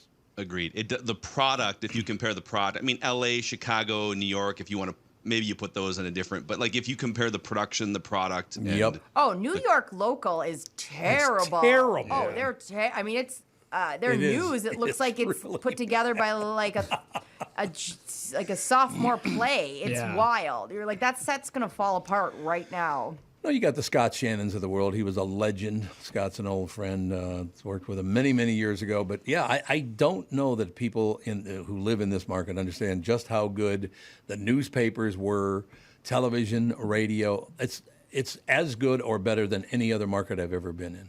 That's true. Yes. Mm-hmm. Except for when Brittany's on. I was throwing that in at the end. I was like, then it's just a complete clown show. Or one for the Britster. I met a very young Phil Mackey at a golf charity. This is when I was not on the air. Phil had no idea who I was. Okay, and I was probably a raging asshole. Wasn't you were one of the nicest, sweetest guys. Really? Yeah, because I didn't bring up the fact that I was that I was in media. You came up to, we were standing on the golf course. You came up, we started chatting, we shook hands. You said, hey, my name is Phil, nice to meet you. We chatted for about 3-4 minutes and you walked away. And I remember going, there you go. That's what you want out of a guy. That's what you want out of a guy that is in media, on TV, on radio. That's what you want. So cheers to you, man. Phil, I appreciate that. I used to see you all the time around the My Talk area. Had no idea what your job is, but you were always so nice. Where I was like, he can't be in charge. And then I found out you were in charge of something. But like I was always like, then I turn around and rip the shit out of both of you guys down the hallway. No, then you're like, can I fire them? And Amy's like, not yet. Soon you'll be in charge of them. I was just gonna say, well, what the hell happened since then? Right? Yeah. God, Phil's totally different now. Yeah, It's An just industry a that disaster. weathers you. It weathers you. Yeah. I By the know- way, the Minnesota Twins have their biggest lead in the division 6 all games, season. baby. A 6-game lead going into this week. So there's your Twins nugget on this Monday morning. I know we held on you a little too long there. Sorry about that, but we wanted to get that whole conversation in. That was very therapeutic, I think. I think it is. So as we Sorry, walk Brittany. away now, ladies and gentlemen, the four of us could be the nicest people in the history of radio. Don't loop me in with We're you. We're perfect. Yeah, We are. obviously. Exactly. All right, Phil, we'll talk to you on Friday, Pally. All right, see you Friday. That's right. Phil Mackey, ladies and gentlemen, SKOR North. But seriously, I don't know that people understand that, and particularly viewers and listeners and all the rest of it. And I'm very serious. It goes to the newspapers, television, and radio. This market was by far better than almost all other markets. Yeah, I feel that. I mean, when I go out of town, like we were in, you had said that to me a long time ago, and then I did a trip to New York, and I was like, we were staying at an Airbnb, and I turned on the TV to watch their news, and I go, terrible. What is this? It's terrible. Because we do have such high standards. We do. And then Except for Frank Vassalero. Well, yeah, His Frank. low end all over. Frank is emceeing at Secondhand Hound's gala. Oh, nice. Everyone's really excited. They love when he's on. Oh yeah, he does a lot of that stuff. He's so does. great. Everyone is big fans at Secondhand Hounds. He's a good guy for a Sicilian. That's all I'm saying. That's what I started You with know. at the meeting. I said, "Good guy for a Sicilian." Well, He's got that bumper sticker. yeah, exactly. But yeah, we definitely, you don't realize how good you got it until you branch out. No, that's exactly right. You go to another market and tune in. And I was, to tell you the truth, the first time I went to New York, I was shocked at how bad television was in that town. Yeah. And I don't know what causes that. Why would they be? They're in the number one market in America. How can you be so bad? I don't know.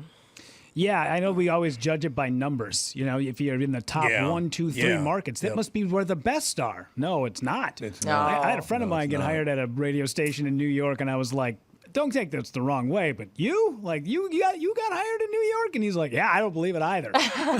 There you Know go. thyself. I love a good friend who knows their limits. Well, and I should say, as far as Chicago is concerned, some of the Chicago TV people, phenomenal. Oh, yeah. There's no question about that. Radio as well. Larry Lujak was, Sure. He inspired me to get into radio, as a matter of fact, as a little boy. Larry I was so happy. I finally got to meet him many, many years ago.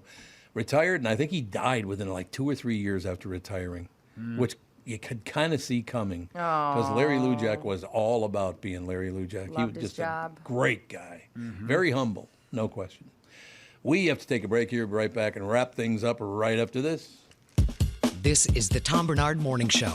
Listen live at TomBarnardShow.com or on the Tom Barnard Show app. Do you know the secret to losing up to 1 pound of fat every day? Hi, I'm Dr. Adam Schatzko with MNFatLoss.com, and I know the secret. Our unique weight loss program makes it easy to lose weight, get healthy, and get your energy back naturally, safely, and effectively.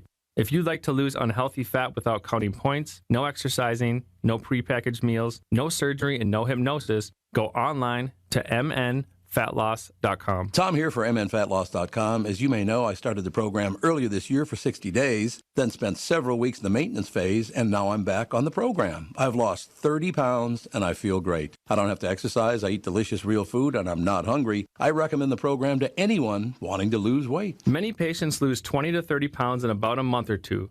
For your free private weight loss consultation, call 763-312-7600 or schedule online at mnfatloss.com. That's mnfatloss.com. Dr. Adam Schatzko, D.C. Results may vary. The new Tom Barnard Morning Show is proud to have partners like Bradshaw & Bryant, MyPillow, and North American Banking Company founder, chairman, and president, Mike Bilski. I've advertised on Tom's show for years, and the reason is simple. My business is recognized because of the ads, and that recognition has created growth. What business doesn't want to grow? I highly recommend the Tom Barnard Morning Show for your advertising. Grow results for your business by partnering with the Tom Barnard Morning Show. Visit TomBarnardShow.com, keyword partner. You need to know a guy for your auto repairs, legal issues, banking, and more. The same goes for investment advice. You need a guy to help you be successful, someone you can trust who gets results. Well, I got a guy for you. Josh Arnold. Josh gives you straight talk, not sugar-coated advice about your financial situation. Josh has seen it all when it comes to economic and market conditions, and Josh can make sure that your retirement objectives match your investments. Do yourself a favor and call Josh now for a no-obligation, 48-minute evaluation. You've got nothing to lose, and you'll get a different point of view for your investments. Call Josh at 952-925-5608. That is 952-925-5608. You'll be glad that you did. And tell him his guy, Tom, sent you. Investment services offered by Josh Arnold Investment Consultant, LLC, a security investment advisor. Past performance is no guarantee of future results. All investments involve risk. All comments and opinions are Josh Arnold's and do not constitute investment advice. Tom Barnard is a paid endorser. Guys, if you want to reignite your intimacy once and for all, listen. Just give Twin Cities Premier Health a call for a discreet and confidential in-office evaluation by their highly trained staff of medical professionals. Wave therapy sessions are 25 to 30-minute treatments with no pain and no downtime afterward. And right now, Twin Cities Premier Health is offering a free treatment and a free consultation when you book today. Receive this $800 value when you use code word TOM at TwinCitiesPremierHealth.com. You may know that age-related erectile dysfunction is most commonly caused by a buildup of plaque in the arteries that supply blood to the erectile tissue. Acoustic wave therapy has been clinically proven to break up plaque and improve blood flow to the penis. Definitely take advantage of this limited time special offer. Receive a free treatment and a free consultation when you book today. This is a savings of $800 when you use code word TOM at TwinCitiesPremierHealth.com. We are back, ladies. You know, I was just walking down the hall, and I was thinking I have to backpedal a little bit. I didn't give Chicago enough credit because the news people on TV and the radio people in Chicago are really good. Mm-hmm. Yeah. I would say that Minneapolis and Chicago would be probably the two best markets, I would think, in the country. I could see that. I'm thinking, is there any? Yeah, because, I mean, you had Fred Winston, you had Larry Lujak, you had Steve Dahl. I mean, you get on the list. What was the midday guy's name again over at WGN? Wally Phillips. He was there forever. And then, of course, you had Ron Majors, was one of the news anchors in town. Many, many other people, too. There's one guy who used to do a lot of, what the hell was, I can hear his voice, but I can't think of his name. He worked out of Chicago, and he did some of the best. I can think he's on A&E a lot, doing documentaries, that kind of thing. Oh, don't forget Allie. Allie's down in Chicago, absolutely. Yeah. But yeah, I would guess that Chicago and Minneapolis, St. Paul are probably shoulder to shoulder in TV and radio with a lot of those places. Yeah. You know, the other places not as good. Some good people in L.A., and of course there are a few people good in New York, as I said, Scott Shannon. So there are people, but most often you would think the bigger the market, the better they'd be, and that's not true at all. Yeah, it does not always correspond like that, no. It does not, so there you go. This doesn't surprise me in the least. Free bread at restaurants actually makes you hungrier. Why did you think they gave it to you? Because it does make you hungrier. Why does it make you hungrier? Because what it's made out of and how you digest it. Really? Yeah. Mo definitely. So what are you going to do? Another headline, and I would say this summer there is no question this is true. The number one worst part of summer is mosquitoes. Mosquitoes are terrible. What the hell happened? Okay, so Justin came home from Bemidji yesterday, and he brought home a bunch of big items because they're moving from the farm to their house in town. And he brought a piano. So I thought it'd be fun. I was like, oh, I'll play a little piano because we put it in the garage. I tried playing it for about 5 minutes in the garage. I was being attacked by mosquitoes. Like in our garage, they were coming for me. I was like, nope, we'll wait till we get this bad boy inside. Well, the two biggest problems we ran into this year is we had a huge winter with tons of snow. So that means there was a lot of water, and it got stupid hot right away. Do you remember that day in April when it was 93 out? You have all this water, and then you have all this heat with the humidity, and that's a breeding ground. Is it true that the best thing to happen is if you get a really hot day and then you get a quick freeze and that kills a bunch of them, or is that a myth? Because I feel like they can stand that as well. I could see that happening, no question about it. Yeah. But yeah, the mosquitoes, as soon as that first bit of darkness shows up, it's not dark yet, but that first bit of, a darker atmosphere than daytime. Yeah. Those things go after my ankles like they're, why my ankles? That's weird. Maybe just, you do have nice juicy legs. I got some big old juicy legs. Juicy-legged Tommy. I hate myself. Yes, I hate you too. So we're on even keel approach with that one. You know what I'm saying? Yep. Hey, do you guys mind if Tom, do you mind if I play you a piece of audio I've been meaning to play for the last few days? Yeah. I think you dig this. It's all right. Yeah, I listen to this podcast every once in a while called Sharpside Golf, and they bring on celebrities and they talk about golf. And I know you talk about Phil Mickelson every now and again, so I thought you'd get a kick out of this. But this is country singer Jake Owen talking about how he went to a wedding and he ran into Phil Mickelson right after Phil and Tiger. Do you remember about 4 or 5 years ago they had the match, Phil Mickelson versus Tiger Woods? Yep. He told this story, and I wanted to play it for you because I got a big kick out of it. At Jordan Spieth's wedding, Jordan got married in November, and Phil was there, and it was the day after he played Tiger. I saw him across the room, and I was like, I got to go tell this guy what I think. So I walked over to him. I was like, hey, Phil, you owe me $29.99.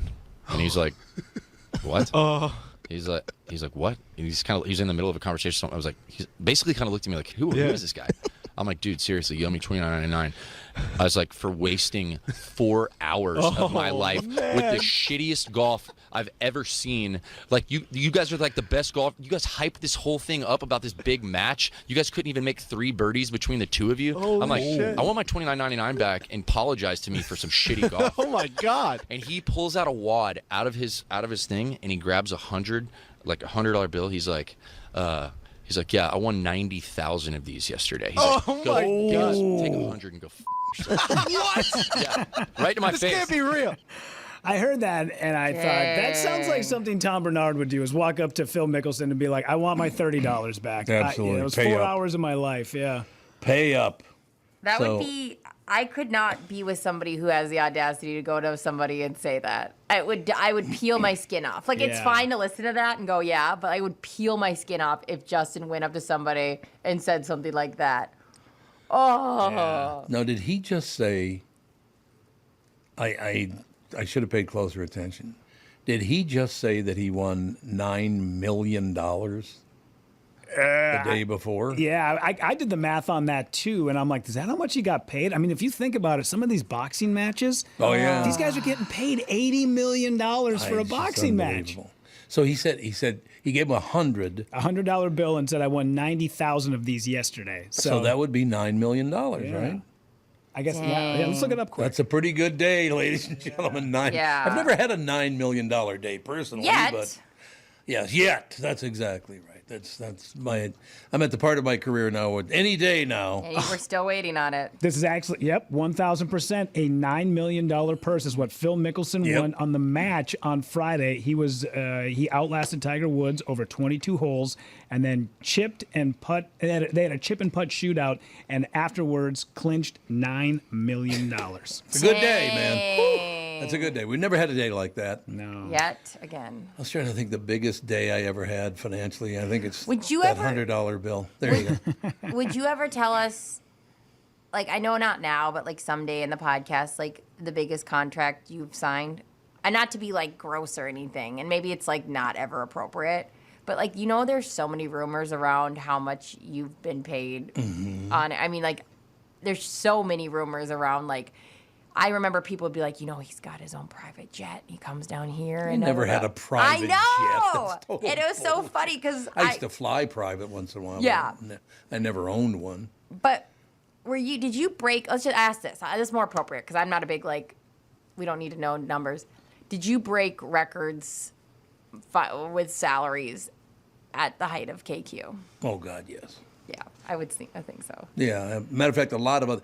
Paul Majors to this day called me and he said, because of you, I just signed a deal for $1.5 million a year.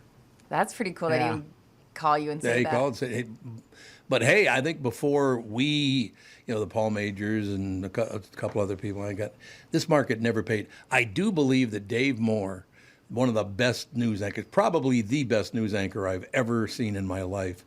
I think the biggest year he ever had was $100,000. That's so crazy. Yeah. I think it was. You know, I've heard rumors about this, and the only reason why I know this is because him and I did the same exact job. We both did afternoons at 93X. Remy Maxwell, at his height, from what I heard, obviously, hearsay, made about base salary was $125,000 a year. Yeah. That's not including endorsements or appearances. Right. Obviously, Right. he did very well in that. And Remy's a very smart guy with his money. Him and I did the same exact job. We were only separated from the time he left to the time I started. Yeah. We were only separated by about 14 months. I signed my first contract, afternoon drive, 93X, for $27,000 a year. Oh. Is that after Cumulus bought it? It's so yes. fun what you No, that's why there's a reason I'm asking you that. Angering. It's so angering when you hear stuff like that. Yep. And listen, I know that Kristyn and I had our differences when it came to the strike, but God damn it, these guys, like, you hear these guys with the golden parachutes and these higher ups, all these pricks and all their goddamn money. They should be siphoning it down to some of these people who bust their asses. Yep. We bring in these people. Tom, you deserve that money. Brittany, you deserve. Well, they didn't pay you shit. But anyways, what I'm saying is, I was like, just Actually, about to jump on. I saw her salary now. It's way too high. Yeah, We gotta agree. cut way back on Agreed. Don't let them know that, though, okay? that. We'll never let them know. Thanks. No, it's just a whole. Well, this market is one of the best markets. Like I said, I just don't throw out Minneapolis, St. Paul as the best market in America for no reason. You can come here and you can do very, very well in this town.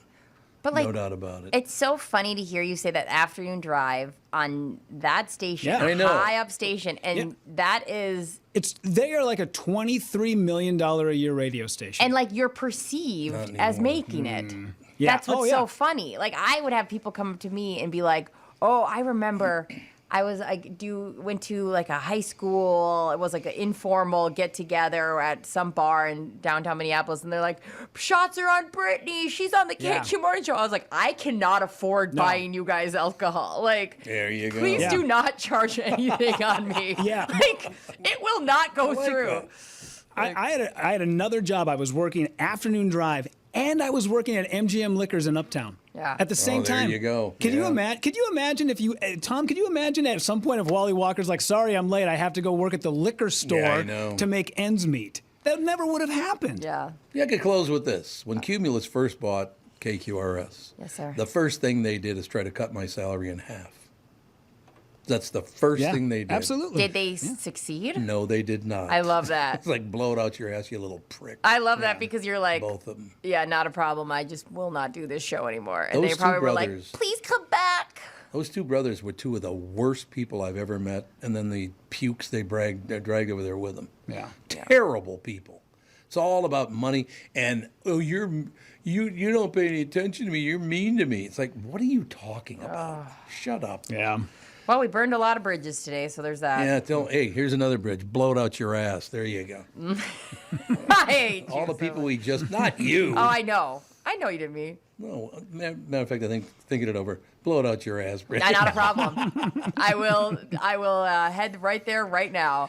No, the biggest thing, and we'll close with this. If you're young and you're listening to this and you're thinking about getting into business someday, the number one thing you're going to have to fight is the backstabbing ass kissers that you're working with, because they will do anything to get ahead of you. So watch your back is all I'm saying.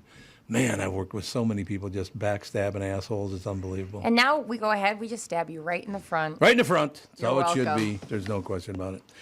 All right, let me take a stab at the 10 o'clock hour. I got to go look for jobs. Yeah. Bye.